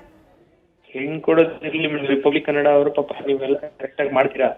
ಒಂದು ಆ ಊರಿನ ಶಾಲೆ ಗುಂಡ್ಲಹಳ್ಳಿ ಸರ್ಕಾರಿ ಶಾಲೆ 2014ರಲ್ಲಿ 56 ಜನ ಸ್ಟೂಡೆಂಟ್ಸ್ ಇದ್ರು. ಇವತ್ತು 2026ರಲ್ಲಿ ಒಬ್ಬ ಸ್ಟೂಡೆಂಟ್ ಇದ್ರಲ್ಲಿ ಒಂದು ಎಲ್ಲ ಊರೇ ಬಿಟ್ಬಿಟ್ಟು ಮೇಡಮ್. ಆ ರೀತಿ ಮಾಡಿರುವಂತದ್ದು ಇವ್ರು water pollution, air pollution, 30 cases of cancer, 17 cases of heavy metals ಎಲ್ಲ ಹೋಗಿ ಅಂತರ್ಜಲ ಸೇರ ಆಗಿದೆ. ವಾಟರ್ ಪೊಲ್ಯೂಷನ್ ಮಾಡಾಯ್ತು, ಏರ್ ಪೊಲ್ಯೂಷನ್ ಮಾಡ್ತು, ಎಲ್ಲಾ ನಿಯಮಗಳನ್ನು ಗಾಳಿಗೆ ತುಳಿದಿದ್ದಾರೆ. NGT ಕೇಸ್ ಹಾಕಿದೀನಿ, ಸೆಂಟ್ರಲ್ ಪೊಲ್ಯೂಷನ್ ಕಂಟ್ರೋಲ್ ಬೋರ್ಡ್ ಕೊಟ್ಟಿದ್ದೀನಿ, ನಾನು ಹೈಕೋರ್ಟ್ ಅಲ್ಲಿ ಮುಖದಲ್ಲಿ ಹೂಡಿದೀನಿ. ಈ 70 ಗಾಡಿ ಬರುವಂತದ್ದನ್ನು ನಿಲ್ಸ್ಬೇಕು ಅನ್ನೋದಿದೆ. ನವೆಂಬರ್ 2023 ಕೇಸನ್ನ ದಾಖಲು ಮಾಡಿದ್ದೀನಿ. ಆ ಕೇಸಿನ ವಿರುದ್ಧ ನ್ಯಾಯಾಂಗ ಹೋರಾಟವನ್ನು ನಾನು ತಗೊಂಡಿದ್ದೀನಿ. Right. Anyway, thank you so much Dheeraj ಅವರೇ ಇಷ್ಟೊತ್ತು ರಿಪಬ್ಲಿಕ್ ಕನ್ನಡದ ಜೊತೆಯಲ್ಲಿ ಮಾತನಾಡಿದ್ದಕ್ಕೆ. ಅಶೋಕ್ ಸರ್, ಈಗ ನಾವು ಕೂಡ ಆ ಊರಿನ ಜನನ ಕೆಲವರನ್ನ ಮಾತನಾಡಿಸಿದಾಗ ಹೇಳ್ತಾ ಇದ್ರು ಸಾಕಷ್ಟು ಸಮಸ್ಯೆ ಆಗ್ತಿದೆ ಈಗ ಬರ್ತಿರೋ ಕಸದಿಂದನೇ. ಇನ್ನು ನೀವು 400 ಲಾರಿ 500 ಲಾರಿ ಅಂತಂದ್ರೆ ನಮ್ಮ ಜನ ಏನ್ ಮಾಡ್ಕೊಳ್ಬೇಕು ಅಂತ ಪ್ರಶ್ನೆ ಕೇಳ್ತಿದ್ದಾರೆ. ಅಂದ್ರೆ ಒಂದು ಸೈಂಟಿಫಿಕ್ ಸೊಲ್ಯೂಷನ್ ಅನ್ನೋದು ಕಂಡು ಹಿಡ್ಕೊಳ್ಳೋದು ಅಷ್ಟು ಕಷ್ಟನಾ ಕಸದಂತ ಬೇಸಿಕ್ ವಿಚಾರದಲ್ಲಿ? ವಿಚಾರ ಏನು ಅಂದರೆ, ಫಸ್ಟ್ ಆಫ್ ಆಲ್ ಈ ಥರ ಲ್ಯಾಂಡ್ನಲ್ಲಿ ಹೋಗ್ಬಿಟ್ಟು ಯಾವುದೋ ಕಸಾನ ತೆಗೆದುಕೊಂಡೋಗಿ ಡಂಪ್ ಮಾಡೋದು is A very unscientific way, very unscientific. ಈಗ ಏನಾಗಿದೆ ಅಂತ ಹೇಳಿದ್ರೆ, ಯಾವ ಕಸಾನ ನಾವು ಡಂಪ್ ಮಾಡಬೇಕಾಗಿದೆ ಅಂತ ಹೇಳಿದ್ರೆ ಕೇವಲ ಮೆಡಿಕಲ್ ವೇಸ್ಟ್ ಮಾತ್ರ. ಅದು ಮೆಡಿಕಲ್ ವೇಸ್ಟ್ನ ಎಲ್ಲಿ ಡಂಪ್ ಮಾಡಬೇಕು ಅಂತ ಹೇಳ್ತಾರೆ, ಜನನಿಗದಿತ ಪ್ರದೇಶ, ಉದಾಹರಣೆಗೆ 5-10 ಕಿಲೋಮೀಟರ್ ಜನ ಇರಬಾರ್ದು ಅಂತಹ ಒಂದು ಜಾಗದಲ್ಲಿ ನೀವು ಕಾಂಕ್ರೀಟ್ನ ಕೆಳಗಡೆ ಹಾಕಬೇಕು, ಜೊತೆಗೆ ರಿಟೈನಿಂಗ್ ವಾಲ್ ಸುತ್ತ ಕಾಂಕ್ರೀಟ್ ಹಾಕಬೇಕು. ಅದಾದ ಮೇಲೆ ನೀವು ಅಲ್ಲಿ ಒಂದು ಯೋಜನೆ ಮಾಡಬೇಕು, 20 ವರ್ಷನೋ 30 ವರ್ಷನೋ 40 ವರ್ಷನೋ ಅದನ್ನು ಕಸ ತುಂಬ್ತೀವಿ ಮೆಡಿಕಲ್ ವೇಸ್ಟ್ನ, ಅದನ್ನು ಪ್ರೆಸ್ ಮಾಡ್ತೀವಿ, ಪ್ರೆಸ್ ಮಾಡಿದ್ಮೇಲೆ ಅಲ್ಲೊಂದು ಸ್ಟೇಡಿಯಮೋ ಏನೋ ಒಂದು ಮಾಡ್ತೀವಿ ಅಂತ ಹೇಳಿ ಈ ರೀತಿ ಒಂದು ಯೋಜನೆ ಮಾಡಬೇಕು. ಯಾಕೆಂದರೆ ಅದಾದಮೇಲೆ ಅವ್ರಿಗೂ ಒಂದು ಇನ್ಸೆಂಟಿವ್ ಸಿಗುತ್ತೆ, ಆ ಸುತ್ತಮುತ್ತ ಆ ಕಸನ ಯಾರು ಬಿಟ್ಕೊಂಡಿದ್ದಾರೆ ಅವ್ರಿಗೆ. ಈ ವೇಸ್ಟ್ ಅನ್ನೋದಿದೆ, ಈ waste was A complete waste 10 years back. ಇವತ್ತು ಅದಕ್ಕೂ ಸೈಂಟಿಫಿಕ್ ಮೆಥಡ್ಸ್ ಬಂದಿದೆ, ವೆರಿ ಈ waste also can be reused and recycled ಅಂತ ಬಂದಿದೆ. ಈಗ ಉದಾಹರಣೆಗೆ ಫಾರ್ ಎಕ್ಸಾಂಪಲ್ ಏನು ಮಾಡ್ತಿದ್ದಾರೆ ಅಂದರೆ, ಆಗಲೇ ದಿನೇಶ್ ಅವರು ಹೇಳ್ತಾ ಇದ್ರು ಜನಗಳ ಪ್ರಾಬ್ಲಮ್ ಅಂತ. ಖಂಡಿತವಾಗ್ಲೂ ನಾನು ಹೇಳ್ತೀನಿ, ಜನ ನಾನು ಬ್ಲೇಮ್ ಮಾಡಲ್ಲ. ಯಾಕೆ ಅಂದರೆ, ನೀವು ನನ್ನ ಜನಕ್ಕೆ, ನಾವೆಲ್ಲ ಗ್ರಾಮೀಣ ಪ್ರದೇಶದಿಂದ ಬಂದವರು. ಯಾಕಂದರೆ ನಾನು ಗ್ರಾಮೀಣದಲ್ಲಿ ನಾನು ಓದದೇ ಇದ್ರೂ ನಾನು ನನ್ನ ಆಟಕ್ಕೆ ಎಲ್ಲದಕ್ಕೂ ಹೋಗ್ತಿದ್ದೆ, ಪ್ರತಿ ರಾಜ್ಯದಲ್ಲೂ ಇರ್ತಿದ್ದೆ. ಈಗ ನಮ್ಮ ದೊಡ್ಡಮ್ಮವ್ರ ಮನೆ ಇಲ್ಲೇ ಇರೋದು ಅಂದರೆ ಬೆಂಗಳೂರಿನ ಒಂದು 30 ಕಿಲೋಮೀಟರ್ ದೂರದಲ್ಲಿ, ಅಲ್ಲಿ ಪ್ರತಿ ರಾಜ್ಯದಲ್ಲೂ ಇರ್ತಾ ಇದ್ದೆ. ಬಿಲೀವ್ ಮಿ ಆರ್ ನಾಟ್, ಕಸ ವಾಸ್ ವ್ಯಾಲ್ಯೂಡ್. ಅಂದರೆ ಕಸಕ್ಕೆ ಒಂದು ವ್ಯಾಲ್ಯೂ ಇತ್ತು. ಆಗ ನನಗೆ ನೆನಪಿದೆ ಸ್ಮಿತಾ ಅವರೇ, ಏನು ಅಂದರೆ ಸಗಣಿ ಬಿದ್ದಾಗ ರಸ್ತೆ ಮಧ್ಯದಲ್ಲಿ ಸಗಣಿ ಬಿದ್ದರೆ ಅಕಸ್ಮಾತ್ ರಸ್ತೆ ಅರ್ಧ ಮಧ್ಯಕ್ಕೆ ಬಿದ್ದರೆ ಸಗಣಿ ಅರ್ಧ ಮಾತ್ರ ನಾನು ಗುಡಿಸ್ಕೊಬೇಕು. ಅಕಸ್ಮಾತ್ ಫುಲ್ ಸಗಣಿ ನಾನು ಗುಡಿಸ್ಕೊಂಡ್ರೆ ನನ್ನ ಮೇಲೆ ಜಗಳಕ್ಕೆ ಬರ್ತಿದ್ರು ಎದುರುಗಡೆ ಅವರು, ಅಂದರೆ ನಮ್ಮ ದೊಡ್ಡಮ್ಮನ ಮೇಲೆ ಜಗಳಕ್ಕೆ ಬರ್ತಿದ್ರು.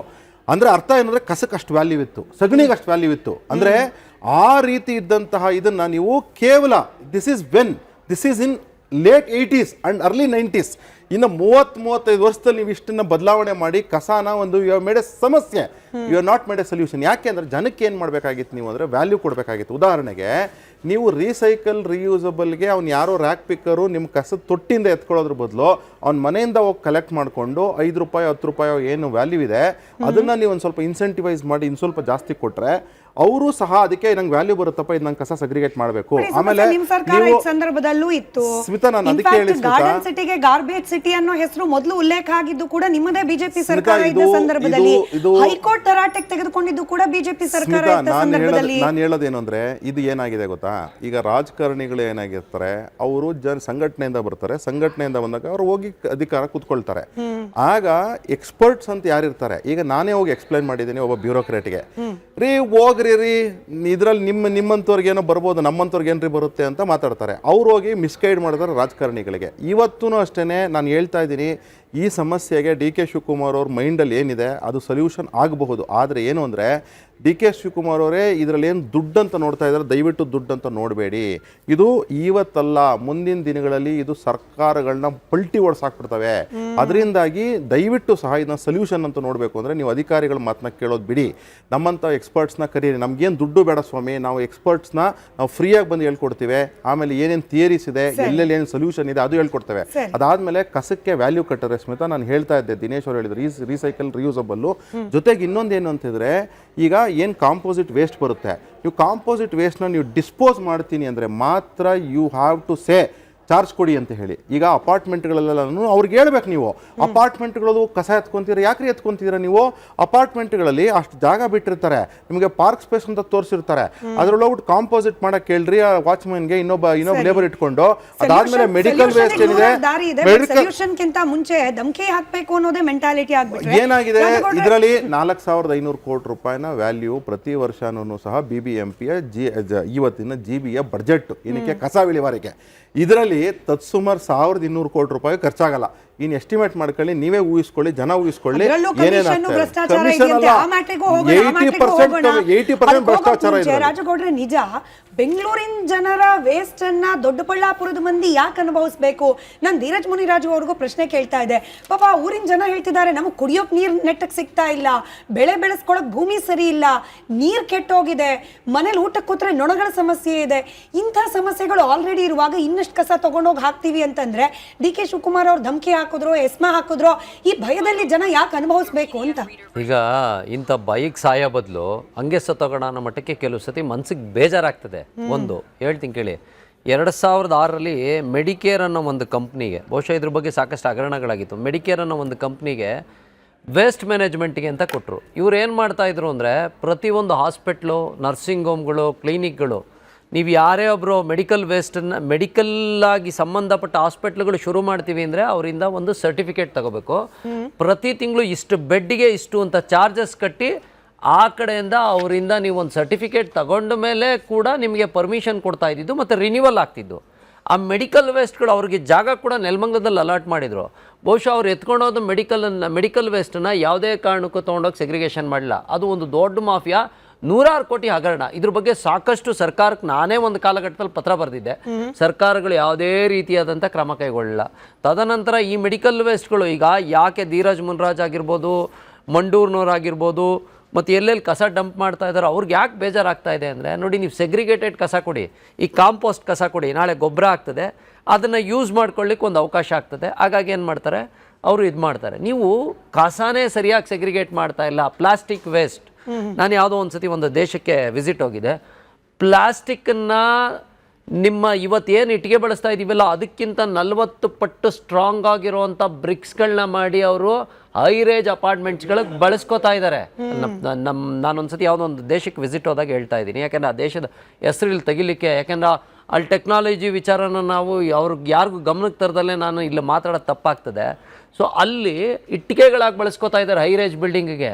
ಎರಡನೇದು, ನಮ್ಮಲ್ಲೇ ಡಿಕಂಪೋಸರ್ಗಳನ್ನ ಬಳಸಿ ಬೆಂಗಳೂರಿನಲ್ಲಿ ಕಸಗಳನ್ನ ಲಾಲ್ಬಾಗ್ ಆಗಿರ್ಬೋದು, ಕಬ್ಬನ್ ಪಾರ್ಕ್ ಆಗಿರ್ಬೋದು, ಗ್ರೀನ್ ವೇಸ್ಟ್ ಅಂತೇಳಿ ಗ್ರೀನ್ ವೇಸ್ಟ್ ಅಂತೇಳಿ ನಾವೇನು ವೆಟ್ ವೇಸ್ಟ್ಗಳನ್ನ ಪ್ರತಿದಿನ 2000ದಿಂದ 5000 ಟನ್ವರೆಗೂ ನಮ್ಮ ಮಾರ್ಕೆಟ್ಗಳಲ್ಲಿ APMC ಯಾರ್ಡ್ಗಳಲ್ಲಿ ಬೀಳ್ತಾ ಇದೆ. ಅದನ್ನು ಗೊಬ್ಬರವಾಗಿ ಬಳಸ್ಬೋದು. ಅದೇ ಗೊಬ್ಬರದ ಬದಲು ಇವ್ರು ಯಾವ ರೀತಿ ಬಳಸ್ತಾ ಇದ್ದಾರೆ, ಕೋಟ್ಯಾಂತರ ರೂಪಾಯಿ ಹಾರ್ಟಿಕಲ್ಚರ್ ಡಿಪಾರ್ಟ್ಮೆಂಟ್ಗೆ ಮತ್ತು ಅಗ್ರಿಕಲ್ಚರ್ ಡಿಪಾರ್ಟ್ಮೆಂಟ್ಗೆ ಹಣನ ವೇಸ್ಟ್ ಮಾಡ್ತಾ ಇದ್ದಾರೆ. ಅಲ್ಲಿಂದ ಈ ವೇಸ್ಟ್ಗಳನ್ನ ನೀವು ತಗೊಂಬಂದು ಇದ್ರ ಮಧ್ಯೆ ತಂದು ನಿಲ್ಲಿಸಿದ್ರೆ ಅಲ್ಲಿ ಬಳಸೋವಂಥ ಕ್ಯಾಡ್ಮಿಯಮ್ ಆಗಿರಬಹುದು, ಮತ್ತು ಏನು ಪಾದರಸ ಆಗಿರ್ಬೋದು, ಇದು ಮಣ್ಣಿನೊಳಗೆ ಸೇರಿದಾಗ ಅದು ನೀರೊಳಗೆ ಹೋಗುತ್ತೆ, ಅಲ್ಲಿ ಮಕ್ಕಳ ಮೇಲೆ ಪರಿಣಾಮ ಬೀರುತ್ತೆ. ಧೀರಜ್ ಮುನ್ರಾಜ್ ಅವರು ಒಂದು ಶಾಲೆ ಬಗ್ಗೆ ಹೇಳಿದ್ರು. ಆ ಶಾಲೆಯಲ್ಲಿ 2014ರಲ್ಲಿ 200 ಸ್ಟೂಡೆಂಟ್ಸ್ ಇದ್ರು. ಇವತ್ತು ಮಕ್ಕಳನ್ನು ಓದ್ಸಕ್ಕಾಗ್ದಲೆ ಗ್ರಾಮೀಣ ನೋಡಿ, ಬಡವ್ರನ್ನ ನೀವು ಬಡವ್ರನ್ನ ಹೆಂಗೆ ಗುಳೆ ಎಬ್ಬರಿಸ್ತೀರಾ ಅಂದರೆ, ನಿಮ್ಮ ಮಕ್ಕಳು ಮಾತ್ರ ಪ್ರತಿಷ್ಠಿತ ಶಾಲೆಗಳಲ್ಲಿ ಓದ್ತಾರೆ, 1000 ಕೋಟಿ ಕಾರ್ಗಳಲ್ಲಿ ಓಡಾಡ್ತಾರೆ. ಆದ್ರೆ ಬಡವ್ರ ಮಕ್ಕಳು ಅಟ್ಲೀಸ್ಟ್ ಕನಿಷ್ಠ ಮಟ್ಟದ ಒಂದು ಎಜುಕೇಶನ್ ತಗೊಳ್ಳೋಣ ಅಂತ ಹಳ್ಳಿಗಳಲ್ಲಿ ಇದ್ರೆ ಅಲ್ಗೂ ತಗೊಂಡು ಕಸ ಹಾಕಿ ಅವ್ರ ಮನೆಗಳನ್ನ ಹಾಳು ಮಾಡಕ್ ಹೊರಟಿದೆಯಲ್ಲ ಈ ಸರ್ಕಾರ ಅಂತ ಹೇಳಿ. ದಿನೇಶ್ ಅವರೇ, ಇದೇ ಧೀರಜ್ ಮುನಿರಾಜು ಅವರ ಕ್ಷೇತ್ರದಲ್ಲಿ ರೈತ ಒಬ್ಬ ಕಣ್ಣೀರ್ ಹಾಕ್ತಾ ಮಾತನಾಡಿದ್ದಾರೆ. ಪಾಪ 2-3 ನಮ್ಮ ಮನೇಲಿದ್ದ ರಾಸುಗಳು ಸತ್ತೋಗ್ಬಿಡ್ತು ನೀರು ಕುಡಿದು. ಯಾಕೆ? ಅದರಲ್ಲಿದ್ದ ಕೆಮಿಕಲ್. ಅಂದ್ರೆ ಇವತ್ತು ಹಸುಗಳು, ಮೂಕ ಪ್ರಾಣಿಗಳ ಪ್ರಾಣ ತೆಗಿತಿದೆ, ನಾಳೆ ದಿನ ದೊಡ್ಡಬಳ್ಳಾಪುರದ ಜನ ಪ್ರಾಣ ಕಳ್ಕೊಳ್ಬೇಕಾ? ಅಂದ್ರೆ ನಾವು AI ಜಮಾನದಲ್ಲಿ ಇಟ್ಕೊಂಡು ಬೇಸಿಕ್ ಕಸನ ಮ್ಯಾನೇಜ್ ಮಾಡಕ್ ಬರ್ತಿಲ್ಲ ನಾವು, ಮತ್ತೆ ಬ್ರ್ಯಾಂಡ್ ಬೆಂಗಳೂರಿನ ನಾಗರಿಕರು. ಇದು ಏನಾಗ್ತಾ ಇದೆ ಅಂದರೆ, ಈ ಟ್ರೆಡಿಷ್ನಲ್ ಪಾಲಿಟಿಕ್ಸ್ ಥರ ಟ್ರೆಡಿಷ್ನಲ್ ಕಸದ ಮ್ಯಾನೇಜ್ಮೆಂಟು ನಡೀತಾ ಇದೆ. ಇವತ್ತೇನು ಜನಕ್ಕೆ ಹಣ ಕೊಟ್ಟು ಓಟ್ ಹಾಕಿಸ್ಕೋತಾರೆ, ಜನರು ಹಣ ಇಸ್ಕೊಂಡು ಓಟ್ ಹಾಕ್ತಾರೆ, ಅದನ್ನ ಆಮೇಲೆ ಮರ್ತ್ಕೋತಾರೆ. ನಾವು ದುಡ್ಡು ಕೊಟ್ಟಿದ್ದೀವಿ, ಅವ್ನು ದುಡ್ಡು ಮಾಡ್ಕೋತಾನೆ. ಅದೇ ಕಾನ್ಸೆಪ್ಟಲ್ಲಿ ಹೋಗ್ತಾ ಇದೆ. ಇವತ್ತು ಏನು ಈ ಕಸವನ್ನು ಲ್ಯಾಂಡ್ ಫಿಲ್ ಮಾಡ್ತಾ ಇದ್ದಾರೆ, ಅಲ್ಲಿ ಮಳೆ ಊದಾಗ ಈ ಒಂದು ಲಿಕ್ವಿಡ್ ಫಾರ್ಮ್ ಆಗುತ್ತೆ, ಲ್ಯಾಚೆಟ್ ಅಂದ್ಬಿಟ್ಟು, ಅದು ಭೂಮಿಗೆ ಸೇರೋದ್ರಿಂದ ನಮ್ಮ ಗ್ರೌಂಡ್ ವಾಟರ್ ಕಂಪ್ಲೀಟ್ಲಿ ಕಂಟಾಮಿನೇಟ್ ಆಗ್ತದೆ. ಇದರಿಂದ ಏನಾಗ್ತಾ ಇದೆ, ಇದ್ರ ಬಗ್ಗೆ ನಾವು ಸಾಕಷ್ಟು ಈಗ ಅದ್ರ ಬಗ್ಗೆನೇ ಒಂದು ಹೋರಾಟ ಮಾಡೋದು. ನಾವು ಏರೊಳ್ಳಿ ಕೆರೆಗೆ ಗಲೀಜ್ ನೀರು ಬಿಡ್ತಾರೆ ಅಂತ ಏನು ಮಾಡಿದ್ರು, ನಮ್ಮ ಮೇಲೆ ಅಟ್ರಾಸಿಟಿ ಕೇಸ್ ಹಾಕಿದ್ರು. ಇವತ್ತು ನಾನ್ ಬೇಲಬಲ್ ವಾರೆಂಟ್ ಕೂಡ ಇಶ್ಯೂ ಮಾಡವ್ರೆ. ನಾನ್ ಬೇಲಬಲ್ ವಾರೆಂಟ್ ಕೂಡ, ಹೌದು, ಅಟ್ರಾಸಿಟಿ ಕೇಸ್ ಹಾಕಿ ನಾನ್ ಬೇಲಬಲ್ ವಾರೆಂಟ್ ಕೂಡ ಇಶ್ಯೂ ಮಾಡಿದ್ದಾರೆ. ಅದನ್ನೇ ನಾನು ಹೇಳ್ತಾ ಇರೋದು. ಅಸಮರ್ಥತೆ ಎಲ್ಲಿ ಕಾಣುತ್ತೆ ಅಂದ್ರೆ, ಕೆಲಸ ಏನು ಮಾಡಿಲ್ಲ. ಅಂದ್ರೆ ಅಷ್ಟು ಅಸಮರ್ಥತೆ ಅಲ್ಲ, ಇಲ್ಲಿ ನೀವು ನಡೀತಾ ಇದೆ ಅಂತ ಹೈಕೋರ್ಟ್ಗಾಗಿ ನಾವು ಹೋಗಿ ಹೇಳ್ತಾ ಚಾಟಿ ಇರೋದು. ಬೀಸ್ಬೇಕಲ್ಲೇನ್ರಿ? ಅಲ್ಲ, ಈಗ ನಾವೇ ಹೇಳ್ತಾ ಇದೀವಲ್ಲ ಸ್ವಾಮಿ, ಇನ್ನೊಂದು ಕಡೆ ಸಾಮಾನ್ಯ ಜನರ ಶಾಂತಿನಗರದಲ್ಲಿ ನಮ್ಮ ಕಾರ್ಯಕರ್ತ ಈ ಕೊಳಚೆ ಗಟ್ರ ಕಟ್ಕೊಂಡು ಇದಾಗ್ತಾ ಇದೆ ಅಂತ ಪ್ರತಿಭಟನೆ ಮಾಡಿದಕ್ಕೆ ಅಲ್ಲಿನ ಶಾಸಕರು ಮಕ್ಕಳು ಹೊಡೆದು ರಕ್ತ ಬರ್ಸಿ ಆ ವ್ಯಕ್ತಿ ಮೇಲೂ ಅಟ್ರಾಸಿಟಿ ಕೇಸ್ ಹಾಕಿದ್ದಾರೆ. ಮಜಾ ಇದೆ ಅಂದ್ರೆ ಅಲ್ಲಲ್ಲ, ನಾವ್ ಹೇಳ್ತಾ ಇರೋದು ಮಜಾ ಇದೆ ಇದು. ಆಮ್ ಆದ್ಮಿ ಪಾರ್ಟಿಯವರು ನಾವು ಬಲಿಪಶುಗಳಾಗಿದ್ದೀವಿ, ಇದಕ್ಕೆ ಹೋರಾಟಕ್ಕೆ ಹೋಗಿ ನಾವು ಬಲಿಪಶುಗಳಾಗಿದ್ದೀವಿ. ಈ ವ್ಯವಸ್ಥೆನ ನಾವು ಖಂಡಿಸ್ತೀವಿ. ಮತ್ತೆ ಇನ್ನೊಂದು ಏನಂದ್ರೆ ಏರ್ ಪೊಲ್ಯೂಷನ್ ಏನು ಇದೆಲ್ಲ ತುಂಬ್ತಾ ಇದಾರಲ್ಲ, ಇದು ಮೀಥೇನ್ ಗ್ಯಾಸ್ ರಿಲೀಸ್ ಮಾಡುತ್ತೆ. ಮೀಥೇನ್ 1 ಮಾಲಿಕ್ಯೂಲು 4 ಕಾರ್ಬನ್ ಡೈಆಕ್ಸೈಡ್ಗೆ ಈಕ್ವಲ್ ಆಗುತ್ತೆ. It completely damage the ozone. ಇದರಿಂದ ಆ ಸುತ್ತಮುತ್ತ ಏನು ಬೆಳೆ ಬೆಳೀತಾರೆ ಅದೆಲ್ಲ DNA ಮಾಡಿಫೈ ಆಗಿ ಆ ಆಹಾರ ತಿಂದವ್ರಿಗೆ ಕ್ಯಾನ್ಸರ್ ಬರೋದು ಕಟ್ಟಿಟ್ಟ ಬುತ್ತಿ. ಕ್ಯಾನ್ಸರ್ ಕೇಸಸ್ ಹೌದು. ಇವತ್ತು ಸರ್ ಮೇಡಮ್, ಬೇರೆ ನಾವು ಬಾಂಬೆ ಇಂಥ ಕಡೆ ಕಂಪೇರ್ ಮಾಡಿದ್ರೆ ಅಲ್ಲಿ ಸಮುದ್ರ ಇರೋದ್ರಿಂದ ಮ್ಯಾಕ್ಸಿಮಮ್ ಪೊಲ್ಯೂಷನ್ ಅಬ್ಸರ್ವ್ ಮಾಡ್ಕೊಳ್ಳುತ್ತೆ. ಬಟ್ ಇಲ್ಲಿ ಯಾವ ಸಮುದ್ರಗಳು ಇಲ್ಲ, ಇರೋ ಕೆರೆಗಳು ನಾಶ ಆಗೋಗಿದ್ದಾವೆ. ಮತ್ತೆ ಇಲ್ಲೇ ಏನಾಗ್ತಾ ಇದೆ ಅಂದ್ರೆ ನಿಮ್ಗೆ ಜಾಯಿನ್ ಆಗಿದ್ದಾರೆ ಅನ್ಸುತ್ತೆ. ನಟರಾಜ್ ಗೌಡ್ರೆ ನಮಸ್ಕಾರ, ಧ್ವನಿ ತಲುಪ್ತಾ ಇದೆ ಅಂತ ಭಾವಿಸ್ತೀನಿ. Thank you for joining. ನಿಮ್ಮನ್ನ ತುಂಬಾ ನೆನೆಸ್ಕೊಳ್ತಾ ಇದ್ರು ಬಿಜೆಪಿ ಹಾಗೆ JDS ವಕ್ತಾರರು, ಇನ್ಫ್ಯಾಕ್ಟ್ ಆಮ್ ಆದ್ಮಿ ಪಕ್ಷದ ವಕ್ತಾರರು ಕೂಡ. ಈಗ ಬೇಸಿಕ್ ಕಸದ ಸಮಸ್ಯೆ ಕೂಡ ಮ್ಯಾನೇಜ್ ಮಾಡ್ಲಿಕ್ಕೆ ಆಗ್ತಾ ಇಲ್ಲ ಕಾಂಗ್ರೆಸ್ ಸರ್ಕಾರಕ್ಕೆ. ಪ್ರಶ್ನೆ ಕೇಳಿದ್ರೆ ಧಮಕಿ ಹಾಕ್ತಿದ್ದಾರೆ ಉಪಮುಖ್ಯಮಂತ್ರಿಗಳು. ಬರೋಣ ಸರ್, ಅದಕ್ಕೆ ಬರೋಕ್ ಮುಂಚೆ ಇದಕ್ಕೆ ಆನ್ಸರ್ ಮಾಡ್ಬಿಡ್ಲಿ. DK ಶಿವಕುಮಾರ್ ಅವರ ಪ್ರತಿಕ್ರಿಯೆ ಸಮರ್ಥಿಸ್ಕೊಳ್ಳಿಕ್ ಹೆಂಗ್ ಸಾಧ್ಯ ಸರ್ ನಟರಾಜ್ ಗೌಡ್ರೆ? ಇಲ್ಲ ಈಗ ಒಂದೇನ್ ಗೊತ್ತಾ, ಕಸದ ಸಮಸ್ಯೆ ಖಂಡಿತವಾಗಿ ಬೆಂಗಳೂರಲ್ಲಿ ಕಸದ ಸಮಸ್ಯೆ ಇದೆ. ಒಂದು ನಂಬರ್ 1. ನಂಬರ್ 2, ಕಸದ ಸಮಸ್ಯೆಯನ್ನ ವೈಜ್ಞಾನಿಕವಾಗಿ ಯಾವ ರೀತಿಯಾಗಿ ನಾವು ಅದನ್ನ ಸೆಗ್ರಿಗೇಟ್ ಮಾಡಬೇಕು, ರೀಸೈಕಲ್ ಮಾಡಬೇಕು, ರೀಯೂಸ್ ಮಾಡಬೇಕು, ಕಾಂಪೋಸ್ಟ್ ಮಾಡಬೇಕು, ಇದು ವೈಜ್ಞಾನಿಕವಾಗಿ ಮಾಡ್ತಾ ಇದೀವಾ, ಇನ್ನು ಮಾಡಬೇಕಾಗಿದೆಯಾ, ಅವೆಲ್ಲ ಚರ್ಚೆಗಳು ನಡೀತಾ ಇದೆ ನಿಜ. ಬೆಂಗಳೂರು ನೋಡಿ 200 ಸ್ಕ್ವೇರ್ ಕಿಲೋಮೀಟರ್ ಇದ್ದಂತಹ ಸಮಯವನ್ನ ನಾವು ಈಗ 800 ಸ್ಕ್ವೇರ್ ಕಿಲೋಮೀಟರ್ ಆಗಿ, ಅದಾದ್ಮೇಲೆ ಜನರೇಷನ್ ಆಗ್ತಾ ಇರ್ತಕ್ಕಂಥದ್ದು. ಈಗ ನನ್ನ ಒಬ್ಬ ಸ್ನೇಹಿತ ಯಾರು ಹೇಳ್ತಾ ಇದ್ರು 6,000 ಟನ್ ಪರ್ ಡೇ ಬೆಂಗಳೂರಲ್ಲಿ ಕಸ ಉತ್ಪತ್ತಿ ಆಗ್ತಾ ಇದೆ ಅಂತ. ಅದನ್ನ ನಾವು ಎಷ್ಟು ಕಾಂಪೋಸ್ಟ್ ಮಾಡ್ತಿದೀವಿ ಮತ್ತೆ ಎಷ್ಟು ಜಾಸ್ತಿ ಲ್ಯಾಂಡ್ ಫಿಲ್ ಇದೆ ನೋಡಿ. ಕೇವಲ ದೊಡ್ಡಬಳ್ಳಾಪುರದಲ್ಲಿ ಮಾತ್ರ ಅಂತಲ್ಲ, ಎಲ್ಲ ಇಡೀ ಬೆಂಗಳೂರಿನ ಬೇರೆ ಎಲ್ಲಾ ಕಡೆ ಕೂಡ ಈ ರೀತಿಯ ಸಮಸ್ಯೆಗಳು ಇದ್ದೇ ಇದೆ, ಇಲ್ಲ ಅಂತೇನಿಲ್ಲ. ಆದರೆ ಒಂದು ಜನಪ್ರತಿನಿಧಿಯಾಗಿ ಅದಕ್ಕೆ ಸಮಸ್ಯೆ ಹೆಂಗ್ ಕಂಡುಕೋಬೇಕು, ಅಲ್ಲಿ ಇನ್ನೂ ತೊಂದರೆ ಕೊಟ್ಟು ಅಲ್ಲಿ ಜನಗಳನ್ನ ಪ್ರಚೋದನೆ ಮಾಡಿ ಎತ್ಕಟ್ಟಿ ವೆಹಿಕಲ್ ಗಳನ್ನ ಸ್ಟಾಪ್ ಮಾಡಿ ಏಕಾಏಕಿ ರಾತ್ರೋರಾತ್ರಿ ಸರ್ 400 ಲಾರಿ ಕಸ ತಗೊಂಬಂದ್ ಹಾಕಿದ್ರೆ ಹಾಕಿಸ್ಕೊಂಡು ಸುಮ್ನೆ ಇರ್ಬೇಕಾಗಿತ್ತ? ಮತದಾರರು ಸುಮ್ನೆ ಇರ್ತಿದ್ರಾ? ಒಂದೇ ನಿಮಿಷ. ಈಗ ಅದು designated land fill, for only 70 lorries, not for 400. 400 ಲಾರಿಗಲ್ಲ. ನೀವು 20 kg ಬರೋರ್ಗೆ 2000 kg ಬರೆದ್ರೆ ವರ್ಷದ್ರೆ ಹೇಗಾಗ್ತಾರೆ ನಟರಾಜ್ ಗೌಡ್ರೆ? ಈಗ ನೋಡಿ, ಈಗ ಕೆಲವು ಸಲ ಅಗತ್ಯ ಇದ್ದಾಗ ಹೆಚ್ಚಾಗುತ್ತದೆ, ಕೆಲವು ಸಲ ಸೊನ್ನೆನೂ ಆಗುತ್ತೆ. ಎವರಿಡೇ ಹಾಕಕ್ಕಾಗದಲ್ಲೂ ಕೆಲವು ಸಲ ಸೊನ್ನೆನೂ ಆಗಬಹುದು, ಅದು ಬೇರೆ ವಿಷಯ. ಸೊನ್ನೆ ಆಗಿರೋ ಕಥೆನೇ ಇಲ್ಲ ಬಿಡಿ. ಕಸದ ವಿಚಾರದಲ್ಲಿ ಮಾತ್ರ ಬೇರೆ ವಿಚಾರದಲ್ಲಿ ಹೇಳ್ಬೋದು, ನೀವು ಅಕ್ಸೆಪ್ಟ್ ಮಾಡ್ಕೊತೀವಿ.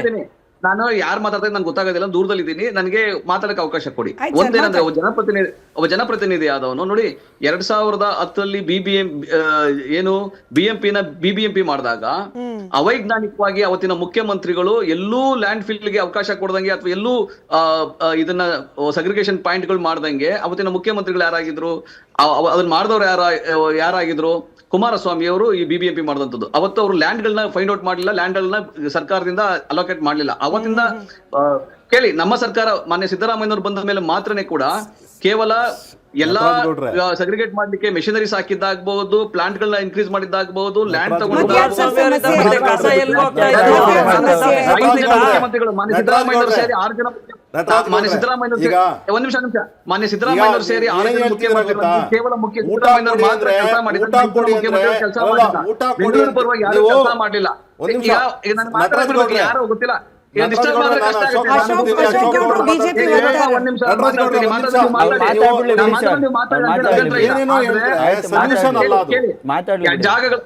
ಜಾಗಗಳನ್ನ ಫೈಂಡ್ ಔಟ್ ಮಾಡಿ ಲ್ಯಾಂಡ್ ಫಿಲ್ ಗೆ ಅವಕಾಶ ಆಗ್ಬಹುದು, ಸೆಗ್ರಿಗೇಷನ್ ಆಗ್ಬಹುದು, ಕಾಂಪೋಸ್ಟ್ ಆಗ್ಬಹುದು, ಎಲ್ಲೂ ಕೂಡ 5 ಜನ ಮುಖ್ಯಮಂತ್ರಿ ಸಿದ್ದರಾಮಯ್ಯನವರು ಒಬ್ಬರೇ 6 ಜನ ಮುಖ್ಯಮಂತ್ರಿಗಳಲ್ಲಿ ಕಳೆದ 15 ವರ್ಷಗಳಲ್ಲಿ ಸಿದ್ದರಾಮಯ್ಯ ಒಬ್ಬರೇ ಕೆಲಸ ಮಾಡಿರೋದು ಬೆಂಗಳೂರು ಪರವಾಗಿ. ಇನ್ನು 5 ಜನ ಮುಖ್ಯಮಂತ್ರಿಗಳು ನಾಪತ್ತೆ ಆಗಿದ್ರು.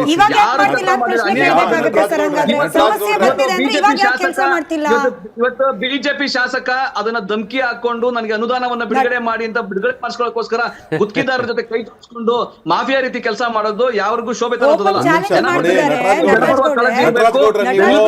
ಓಪನ್ ಚಾಲೆಂಜ್ ಮಾಡ್ತಿದ್ದಾರೆ ಧೀರಜ್ ಮುನಿರಾಜು ಅವರು. ನಾನ್ ಗ್ರಾಂಟ್ ಕೇಳಿರೋದು ನಿಜ ಅಂತ ಆಗೋಗ್ಬಿಟ್ರೆ, ಇಲ್ಲ ನಟರಾಜ್ ಗೌಡ್ರೆ ಆಯ್ತು ನಾನು ಕೇಳಿಸ್ಕೊಂಡೆ, ವೀಕ್ಷಕರು ಕೂಡ ಕೇಳಿಸ್ಕೊಂಡ್ರು. ಬಟ್ ಧೀರಜ್ ಮುನಿರಾಜು ಅವರು ಒಂದು 10 ನಿಮಿಷದ ಹಿಂದೆ ಫೋನ್ ಹೋಗಿ ಬಂದಿದ್ರು, ಗ್ರಾಂಟ್ ತಗೊಂಡಿದ್ದೀನಿ ಅಥವಾ ಗ್ರಾಂಟ್ಗೆ ನಾನು ಬೇಡಿಕೆ ಇಟ್ಟಿದ್ದೀನಿ ಅಂತ ಹೇಳಿ ಪ್ರೂವ್ ಮಾಡಿಬಿಟ್ರೆ ನನ್ನ ಮೇಲೆ ಕೋರ್ಟಲ್ಲಿ ಕೇಸ್ ಹಾಕ್ಬಿಡ್ಲಿ, I am ready to face it. ನಾನು ಯಾವ ಫಂಡನ್ನು ಕೇಳಿಲ್ಲ, ಗ್ರಾಂಟ್ ಅನ್ನು ಕೇಳಿಲ್ಲ. ನಮ್ಮ ಊರಿನ ಜನ ಕಾಯಿಲೆಯಿಂದ ಸಾಯ್ತಾ ಇದ್ದಾರೆ, ಇನ್ನೂ ಸಾಯ್ಸಕ್ ನನಗೆ ಇಷ್ಟ ಇಲ್ಲ, ಅಷ್ಟೇ ನನ್ನ ಉದ್ದೇಶ. ಅವ್ರ ಮಾತು ಸರ್. ನೀವು ಕಾಂಪೋಸಿಟ್ ಡೆವಲಪ್ಮೆಂಟ್ ನ ಚೇರ್ಮನ್ ಆಗಿ ಅದ್ರ ಬಗ್ಗೆ ಕೇಳಿ ಪ್ರಶ್ನೆ. ಇದು ಈ ಸರ್ಕಾರ ಬಂದಾಗ ಬಂದಂತಹ ಲ್ಯಾಂಡ್ ಫಿಲ್ ಅಲ್ಲ, ಕೇವಲ ಈ ಸರ್ಕಾರ ಬಂದಾಗ ಮಾತ್ರ ಮಾಡಿದೆ ಅಂತ ಏನಿಲ್ಲ. ನೋಡಿ, ದಯವಿಟ್ಟು ಸಹ ಎಲ್ಲಾ ಸಮಯದಲ್ಲೂ ಲ್ಯಾಂಡ್ ಫಿಲ್ ಅಗತ್ಯ ಇದೆ, ಅದನ್ನ ತೆಗಿತಾರೆ.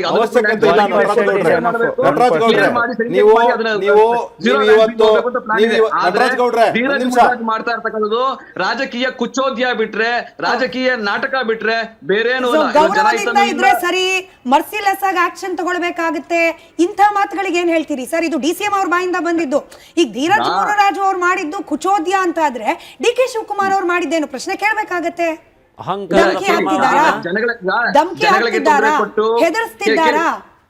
ಈಗ ಜನಗಳಿಗೆ ತೊಂದರೆ ಕೊಟ್ಟು ಬೆಂಗಳೂರಿಂದ ಯಾವ ರೀತಿ ಕಸ ವಿಲೇವಾರಿ ಮಾಡಬೇಕು, ನಿರ್ವಹಣೆ ಮಾಡಬೇಕು ಅದೊಂದು ವ್ಯವಸ್ಥೆ ಇದೆ. ಆ ವ್ಯವಸ್ಥೆಗೆ ನೀವು ಅಡಚಣೆ ಮಾಡಿ ಈ ಒಂದು ವ್ಯವಸ್ಥೆಯನ್ನ ವಿರುದ್ಧವಾಗಿ ಹೇಳಿದ್ದಾರೆ. ಈಗ ಮಾನ್ಯ DK ಶಿವಕುಮಾರ್ ಅವರು ಹೇಳಿದ್ದಾರೆ, ಹೌದು ಬಿಜೆಪಿ ಶಾಸಕರ ಮನೆ ಮುಂದೆ ತಂದು ಸುರಿಬೇಕಾಗುತ್ತೆ ಕಸ, ತೊಂದರೆ ಕೊಡಬೇಡಿ, ವ್ಯವಸ್ಥೆ ಹೆಂಗಿದೆ ವ್ಯವಸ್ಥೆ ತರ ನಡ್ಕೊಂಡು ಹೋಗ್ತದೆ. ಪೊಲ್ಯೂಷನ್ ಇಶ್ಯೂ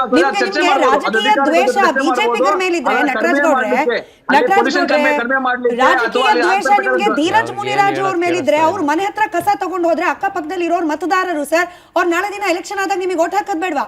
ಬಿಜೆಪಿ ಕಚೇರಿ ಸುತ್ತಮುತ್ತ ಇರೋರು ವೋಟರ್ಸ್ ನಿಮಗೆ ನಾಳೆ ಓಟ್ ಹಾಕೋದ್ ಬೇಡ್ವಾ? ಕೇಳಿ ಏನಾಗುತ್ತೆ ಗೊತ್ತಾ, ಒಂದು ಡೆಸಿಗ್ನೇಟೆಡ್ ಪ್ಲೇಸ್ಗಳಿದ್ದಾವೆ, ಅದನ್ನ ನೀವು ಉದ್ದೇಶಪೂರ್ವಕವಾಗಿ ರಾಜಕೀಯ ದುರುದ್ದೇಶದಿಂದ ಬಿಜೆಪಿ ಶಾಸಕರು ತೊಂದರೆ ಕೊಡ್ತಾ ಇರೋದ್ರಿಂದ ಮಾನ್ಯ DK ಶಿವಕುಮಾರ್ ಅಷ್ಟೇ ಹೇಳಿರೋದು ಬಿಟ್ರೆ ಈ ವ್ಯವಸ್ಥೆ ವಿರುದ್ಧವಾಗಿ, ಈ ವ್ಯವಸ್ಥೆ ಮುಂಚೆಯಿಂದನೂ ಇದೆ, ಈ ವ್ಯವಸ್ಥೆ ಬಗ್ಗೆ ಬಿಜೆಪಿ ನಾಯಕರಿಗೂ ಅರಿವಿದೆ, ಆದ್ರೂ ಕೂಡ ತರಲೆ ಮಾಡ್ತಾ ಇರೋದು ಯಾಕೆ ಈ ರೀತಿ ಕುಚೋದ್ಯ ಮಾಡ್ತಾರ ಅಂತ ಪ್ರಶ್ನೆ ಅಷ್ಟೇ, ಅದ್ ಬಿಟ್ರೆ ಬೇರೇನಿಲ್ಲ. ಹಾಗಾಗಿ ಈಗ ಮಾದೇವಪುರದಲ್ಲಿ ಒಪ್ಕೊಂಡ್ರು, ಅಲ್ಲಿನ ಬಿಜೆಪಿ ಶಾಸಕರು ಒಪ್ಕೊಂಡ್ರು, ಇಲ್ಲ ಆಯ್ತು ನೀವು ಲ್ಯಾಂಡ್ ಫಿಲ್ ಕಳಿಸಿ ಅಂತ ಹೇಳಿದ್ರು. ಕೇವಲ ಈ ಬಿಜೆಪಿ ಶಾಸಕರಿಗೆ ಏನ್ ತೊಂದರೆ ಇದೆ? ಇಲ್ಲಿವರೆಗೂ ಏನು ಹೊಸದಾಗಿ ಗೊತ್ತೇ ಸೃಷ್ಟಿಯಾಗಿ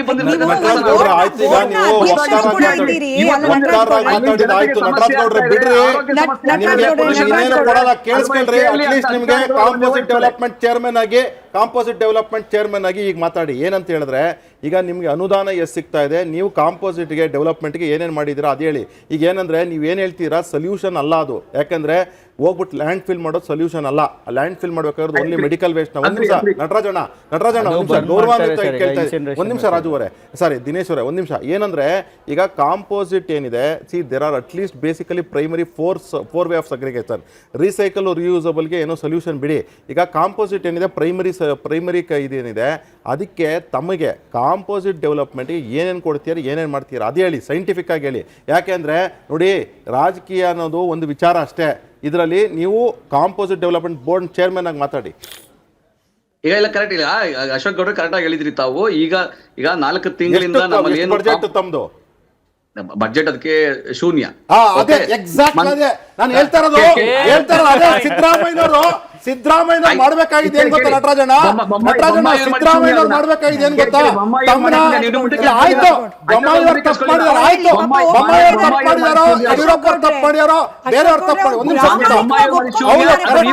ಎಕ್ಸಾಕ್ಟ್ ನಾನು ಅದೇ ಹೇಳ್ತಾರೆ ಸ್ಮಿತಾ. ಏನಂದ್ರೆ ಈಗ ಆಕ್ಚುಲಿ ಮಾಡ್ಬೇಕಾದ್ರೆ ಸಿದ್ದರಾಮಯ್ಯನವರು ಕಸಕ್ಕೆ ಅಥವಾ DK ಶಿವಕುಮಾರ್ ಅವರು, ಒಂದ್ ನಿಮಿಷ ನಟರಾಜಣ್ಣ, ಒಂದ್ ನಿಮಿಷ, ನಾನು ಜನರ ಪರವಾಗಿ ಮಾತಾಡ್ತೀನಿ. ಕಾಂಗ್ರೆಸ್ ಬಿಜೆಪಿ ಬಿಟ್ಬಿಡಿ, ಒಂದ್ ನಿಮಿಷ ಕೇಳಿ. ಏನು ಅಂದ್ರೆ ಇವತ್ತು ಆಕ್ಚುಲಿ ಏನಾಗಬೇಕಾಗಿದೆ ಅಂದ್ರೆ, ಇವತ್ತು ತುಂಬಾ ಕಾಳಜಿ ವಹಿಸಿ ಸಿದ್ದರಾಮಯ್ಯ ಇರ್ಬೋದು ಅಥವಾ DK ಶಿವಕುಮಾರ್ ಇರ್ಬೋದು, ಕಾಳಜಿ ವಹಿಸು ನಟರಾಜ್ ಗೌಡ್ರದ್ದು ಏನು ಬೋರ್ಡ್ ಇದೆ ಕಾಂಪೋಸಿಟ್ ಡೆವಲಪ್ಮೆಂಟ್ ಬೋರ್ಡು, ಅದಕ್ಕೆ ಕಾಂಪೋಸಿಟ್ನ ನೀವು ಸಗ್ರಿಗೇಟ್ ಮಾಡಿ ಕಾಂಪೋಸಿಟ್ ಮಾಡಿ ಅಥವಾ ಕಾಂಪೋಸಿಟ್ ಮಾಡೋಕ್ಕೆ ಉತ್ತೇಜನ ಕೊಡಿ ಅಂತೇಳಿ ಒಂದು ಬಜೆಟ್ ಕೊಡಬೇಕು. ಟ್ರೈನಿಂಗ್ಗೆ ಒಂದು ಉತ್ತೇಜನ ಕೊಡೋಕ್ಕೆ ಒಂದು ಬಜೆಟ್ ಅಂತ ಕೊಟ್ಟು ಮಾಡಬೇಕು. ಆಮೇಲೆ ಪ್ರತಿ ವಾರ್ಡಲ್ಲೂ ಅಟ್ಲೀಸ್ಟ್ 3 ಇಂದ 4 ಕಡೆ ಕಾಂಪೋಸಿಟ್ ಮಾಡಬೇಕು ಅಥವಾ ಅಪಾರ್ಟ್ಮೆಂಟ್ಗಳು ಅವರೇ ಕಾಂಪೋಸಿಟ್ ಮಾಡಬೇಕು ಅಂತ ಹೇಳಿ ಉತ್ತೇಜನ ಕೊಡ್ತಕ್ಕಂಥ ಒಂದು ಬಜೆಟ್ ಕೊಡಬೇಕು. ಒಂದು. ಎರಡನೇದು ರೀಸೈಕಲಬಲ್ ರಿಯೂಸಬಲ್. ಒಂದು ನಿಮಿಷ ನಟರಾಜಣ್ಣ, ರೀಸೈಕಲ್ ರಿಯೂಸಬಲ್ ವೇಸ್ಟ್ ಏನಿದೆಯಲ್ಲ ಸ್ಮಿತಾ, ಅಕಸ್ಮಾತ್ ಯಾರಾದ್ರೂ ಅದನ್ನ ಕಸದ ಡಿಪಾರ್ಟ್ಮೆಂಟ್ ಅವ್ರು ಕೊಟ್ರೆ ಅವ್ರ ಮೇಲೆ ನೀವು ದಂಡ ವಹಿಸಬೇಕು. ಯಾಕೆ ಅಂತಂದರೆ ದಂಡ ಹಾಕೋದು ಅದು ಏನಂದರೆ ನೀವೇನು ಖಾಲಿ ಸೈಟ್ಗಲ್ರಿ ದಂಡ ಹಾಕೋದು, ನೀವು ಹಾಕ್ಬೇಕಾಗಿರೋದು ರೀಯೂಸಬಲ್ ರೀಸೈಕಲಬಲ್ ವೇಸ್ಟ್ನ ನೀವು ತೊಗೊಂಡೋಗಿ ಕಸದ ಜೊತೆಗೆ ಹಾಕ್ಬಿಟ್ಟು ಡಂಪ್ ಮಾಡಿ ಕೊಡ್ತಿರಲ್ಲ, ಅದಕ್ಕೆ ಹಾಕಬೇಕು. ಮೆಡಿಕಲ್ ವೇಸ್ಟ್ನ ಮಿಕ್ಸ್ ಮಾಡಿಬಿಟ್ಟು ಪಾಪ ಆ ಜನಗಳಿಗೂ ರೋಗ ಬರ್ಸ್ತಿದ್ದೀರಲ್ಲ ಕಸ ಎತ್ತಂತವ್ರಿಗೆ, ಅವ್ರಿಗೆ ನೀವು ಫೈನ್ ಹಾಕ್ಬೇಕು. ನೀವು ಹೌದು ಪಾಪ ಕರೆಕ್ಟ್ ಹೇಳ್ತೀರಿ, ಬಜೆಟ್ ಇಲ್ಲ ಅಂತ ಹೇಳಿ ಅದನ್ನೇ ಸಿದ್ದರಾಮಯ್ಯವ್ರು ಕೇಳಕ್ ಹೇಳಿ, ಸಿದ್ದರಾಮಯ್ಯವ್ರು ಕೇಳಕ್ ಹೇಳಿ, ಸಿದ್ದರಾಮಯ್ಯವ್ರು ಕೇಳಕ್ ಹೇಳಿ.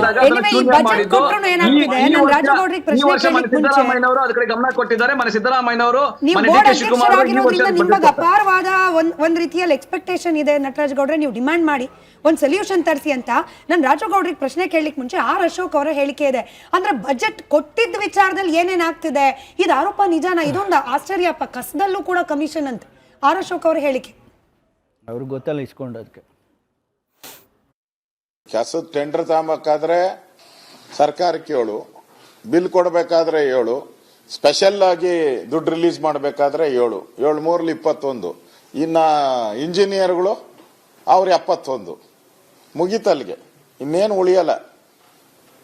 2 0 100ರಲ್ಲಿ 2 0 ತೆಗೆದಾಕಿದ್ರೆ ₹1 ಉಳಿಯೋದು ಇವ್ರಿಗೆ, ಆ ಪರಿಸ್ಥಿತಿ. ಅದಕ್ಕೆ ಸ್ಟ್ರೈಕು. ಟೆಂಡರ್ ತಗೊಳಕ್ 7. ಅಂದ್ರೆ ರಾಜಗೌಡ್ರೆ ಕಸದ ವಿಚಾರದಲ್ಲೂ ಕಮಿಷನ್ ಅಂದ್ರೆ ಕಸ ತಿನ್ನೋರು, ಕಸದ ವಿಚಾರದಲ್ಲಿ ಕಮಿಷನ್ ತಿನ್ನೋರು ಯಾರಪ್ಪ ಅಂತ. ಅಲ್ಲ, ನಾನು ನೀವು ಬಳಸಿದಷ್ಟು ಆರ್ಶ್ ಆಗಿ ಕಸ ಇಲ್ಲ ಸರ್, ತಿನ್ನೋರು ಪದ ಬಳಸಕ್ಕಾಗಲ್ಲ.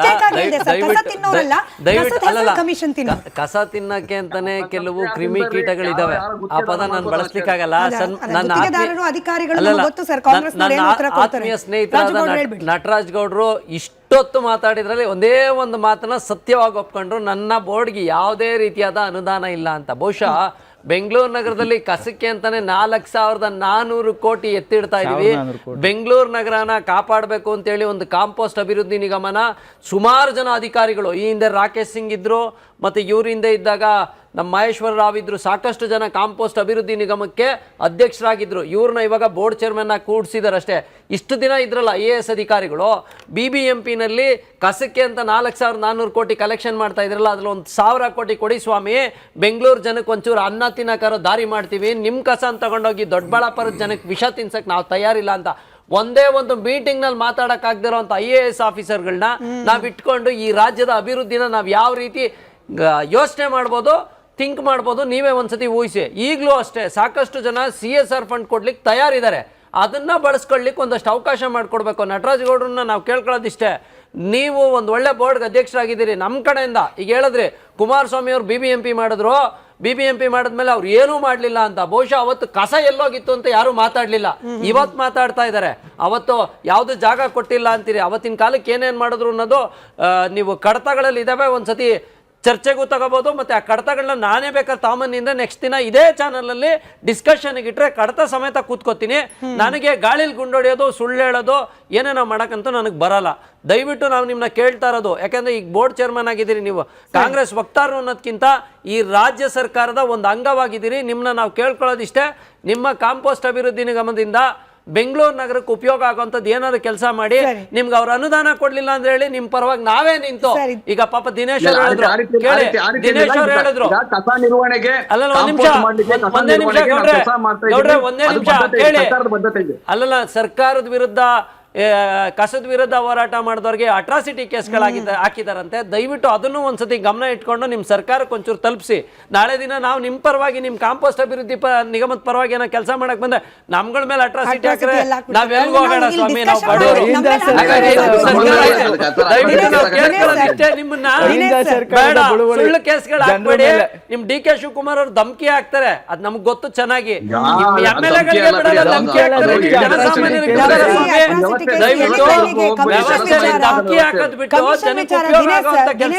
ಬೈ ಮಿಸ್ಟೇಕ್ ಆಗಿ ಕಸ ತಿನ್ನೋರು ಅಂದ್ಬಿಟ್ಟೆ, ಕ್ಷಮೆ ಇರ್ಲಿ, ಯಾರಿಗಾರು ಬೇಜಾರಾಗಿದ್ರೆ ಹಂಗೆ ತಿಂತಾ ಇದ್ದವ್ರಿಗೆ ಯಾರಾದ್ರೂ. ಬಟ್ ಕಸದ ವಿಚಾರದಲ್ಲೂ ಕಮಿಷನ್ ಮಾಡ್ಕೊಂಡು ಎನಿವೆ ಕಸಕ್ಕೆ ಸೊಲ್ಯೂಷನ್ ಸಿಗ್ತಿಲ್ಲ, ಬಟ್ ಕಸದಲ್ಲಿ ಕಮಿಷನ್ ಮಾತ್ರ ಭರ್ಜರಿಯಾಗಿ ನಡೀತಿದೆ. ವಿರೋಧ ಪಕ್ಷದ ಆರೋಪ ಸರ್ ಸತ್ಯನ ಇದು? ನಿಜ.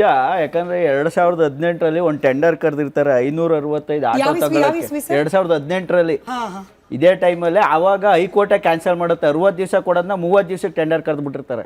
ಅದರಲ್ಲೂ ಒಂದು ದೊಡ್ಡ ಇದು ಅಂದ್ಬಿಟ್ಟು. ಆಮೇಲೆ ಇಲ್ಲಿ ಏನು ನಡೀತಾ ಇದೆ ಅಂದ್ರೆ, ಈ ಗೋಸ್ಟ್ ವರ್ಕರ್ಸ್ ಅಂತ ಅವರು ಎಕ್ಸಿಸ್ಟೇ ಇಲ್ಲ, ಫೇಕ್ ಬಿಲ್ಗಳು ಮಾಡ್ಕೊಂಡು ತಿಂತವ್ರೆ. 10 ಜನ ಇರ್ತಾರೆ, 50 ಜನಕ್ಕೆ ಬಿಲ್ ಮಾಡ್ತಾರೆ. ಫೇಕ್ ಟ್ರಿಪ್ಗಳು, ಆ ಗಾಡಿಗಳಿಗೆ GPS ಹಾಕ್ಬೇಕು, ಎಷ್ಟು ಟ್ರಿಪ್ ಹೋಯ್ತು ಎಷ್ಟು ಟ್ರಿಪ್ ಬಂತು, ಅದ್ ನಾವು ಪಂಜಾಬಲ್ಲಿ ಮಾಡ್ತಾ ಇದೀವಿ, ಅದನ್ನ ಇವ್ರು ಮಾಡಲ್ಲ.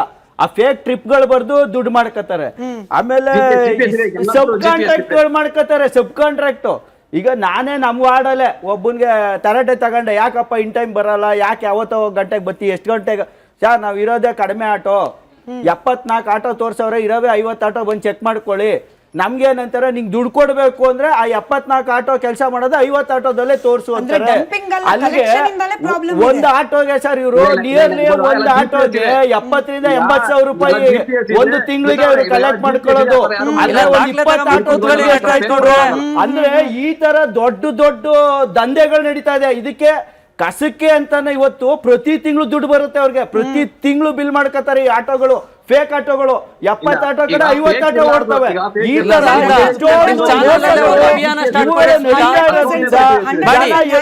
ಕಸ ಎಸಿತಾರೆ, ಇದು ಸಮಸ್ಯೆ ಆಗ್ತಾ ಇದೆ. ಇರೋದೇ 30 ಸೆಕೆಂಡ್. ನೀವು ನಿಗಮ ಮಂಡಳಿ ಅಧ್ಯಕ್ಷರು ಕೂಡ ಇರೋದ್ರಿಂದ ಮನವಿ ಏನಂದ್ರೆ, ನೀವು ಧಮಕಿ ಹಾಕ್ತಿರೋ, ಮತ್ತೊಂದು ಮಾಡ್ತಿರೋ, ಪಾಲಿಟಿಕ್ಸ್ ಮಾಡ್ತಿರೋ, ಜನರಿಗೆ ಬೇಕಾಗಿರೋದು ಸೊಲ್ಯೂಷನ್. ಈ ಧೀರಜ್ ಮುನಿರಾಜ್ ಅವರು ಹೇಳಿದ್ರು, ಕ್ಯಾನ್ಸರ್ ಪೇಷಂಟ್ಗಳ ಸಂಖ್ಯೆ ಹೆಚ್ಚಾಗ್ತಾ ಇದೆ, ಕ್ಷೇತ್ರದಿಂದ ಗುಳೆ ಹೋಗೋರ ಸಂಖ್ಯೆ ಹೆಚ್ಚಾಗ್ತಾ ಇದೆ, ಹೆಣ್ಣು ಮಕ್ಕಳನ್ನ ಕೊಡ್ತಾ ಇಲ್ಲ ನಮ್ಮ ಊರಿನ ಗಂಡು ಮಕ್ಕಳಿಗೆ, ಈ ರೀತಿ ಪರಿಸ್ಥಿತಿ ಅಂತ ಹೇಳಿ ಊರಿನ ಜನ ಮಾತನಾಡ್ತಿದ್ದಾರೆ. ಇದು ಕೇವಲ ದೊಡ್ಡಬಳ್ಳಾಪುರದ ಮಾತ್ರ ಅಲ್ಲ ಸರ್, ಎಲ್ಲೆಲ್ಲಿ ಡಂಪಿಂಗ್ ಯಾರ್ಡ್ ಮಾಡ್ತಿದ್ರಿ ಎಲ್ಲಾ ಕಡೆ ಸೊಲ್ಯೂಷನ್ ಬೇಕು. ನಟರಾಜ್ ಗೌಡ್ರೆ, ಎಸ್ಪೆಷಲಿ ನಿಮ್ಮಿಂದ ನಿರೀಕ್ಷೆ ಜಾಸ್ತಿ ಇದೆ. ಇಲ್ಲ, ರಾಜ್ಯ ಸರ್ಕಾರ ಶ್ರೀಮತಿ ಶಾಲಿನಿ ರಜೀಶ್ ಅವರು ಚೀಫ್ ಸೆಕ್ರೆಟರಿ ಅವರು ಒಂದು ಅಫಿಡವಿಟ್ ಕೂಡ ಕೊಟ್ಟಿದ್ದಾರೆ. 2027 ಡಿಸೆಂಬರ್ ವರೆಗೂ ಈಗ ಏನೇನು ಲ್ಯಾಂಡ್ ಫಿಲ್ ಅಲ್ಲಿ ಫಿಲ್ ಆಗಿದೆಯಲ್ಲ ಅದೆಲ್ಲ ತೆಗೆದು ನಾವು ಅದನ್ನ ಸೆಗ್ರಿಗೇಟ್ ಮಾಡಿ ಝೀರೋ ಲ್ಯಾಂಡ್ ಫಿಲ್ ಮಾಡುವಂತ ಉದ್ದೇಶ ನಮ್ದು ಇದೆ ಅಂತ ಹೇಳಿ ಹೇಳಿದ್ದಾರೆ.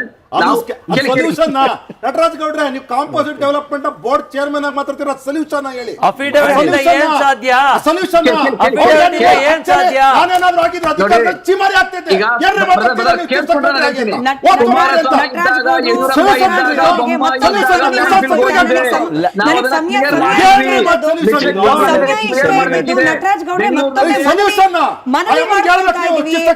ನಾನು ಮತ್ತೊಮ್ಮೆ ರಿಪೀಟ್ ಮಾಡ್ತಿದ್ದೀನಿ, ನಾನು ಆಗ್ಲೇ ಹೇಳಿದ ಮಾತು. AI ಜಮಾನದಲ್ಲಿ ಇಟ್ಕೊಂಡು ನಾವು ಕಸದ ಸಮಸ್ಯೆ ಬಗ್ಗೆ ಇವತ್ತು ಚರ್ಚೆ ಮಾಡೋ ಹಂತಕ್ಕೆ ಬಂದಿದೆ. ಒಬ್ಬ DCM, ಒಬ್ಬ ಶಾಸಕರು ಜಗಳ ಮಾಡೋ ಹಂತಕ್ಕೆ ಬಂದಿದೆ ಅಂತಂದ್ರೆ ಇದನ್ನ ಶೇಮಂದಲ್ಲಿ ಇನ್ನೇನು ಹೇಳಬೇಕೋ ಗೊತ್ತಿಲ್ಲ. ನಟರಾಜ್ ಗೌಡ್ರೆ, ನಿಮ್ಮ ಮೇಲೆ ಭರವಸೆ, ನಿರೀಕ್ಷೆ ಹೆಚ್ಚಿದೆ. ದಯಮಾಡಿ ಇದಕ್ಕೊಂದು ಪರಿಹಾರ ಕೊಡಿ. ರಾಜಕೀಯ ಆಮೇಲೆ ಮಾಡ್ಕೊಳ್ಳಿ, ಕಸದ ವಿಚಾರದಲ್ಲಿ ರಾಜಕೀಯ ಬಿಟ್ಟು ಪರಿಹಾರ ಕೊಡಿ ಅಂತ ನಿರೀಕ್ಷೆ ಇಟ್ಕೊಳ್ತಾ, ಮನವಿ ಮಾಡ್ಕೊಳ್ತಾ ಧನ್ಯವಾದ. ಸಮಯ ಇದೆದಷ್ಟೇ. ಥ್ಯಾಂಕ್ ಯು ಎಲ್ಲರಿಗೂ ಚರ್ಚೆಯಲ್ಲಿ ಭಾಗಿಯಾಗಿದ್ದಕ್ಕೆ. Thank you. ನೋಡ್ತಾ ಇರಿ ರಿಪಬ್ಲಿಕ್ ಕನ್ನಡ, ಇದು ನಿಮ್ಮ ಧ್ವನಿ.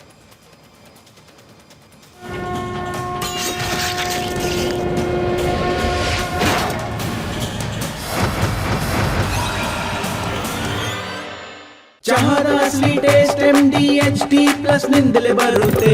ಗಂಟು ಕಟ್ಟಿಕೋ ಲವಂಗ, ಹಸಿರು ಏಲಕ್ಕಿಯಿಂದ ತುಂಬಿದ MDHD+ ಮಸಾಲೆ. MDH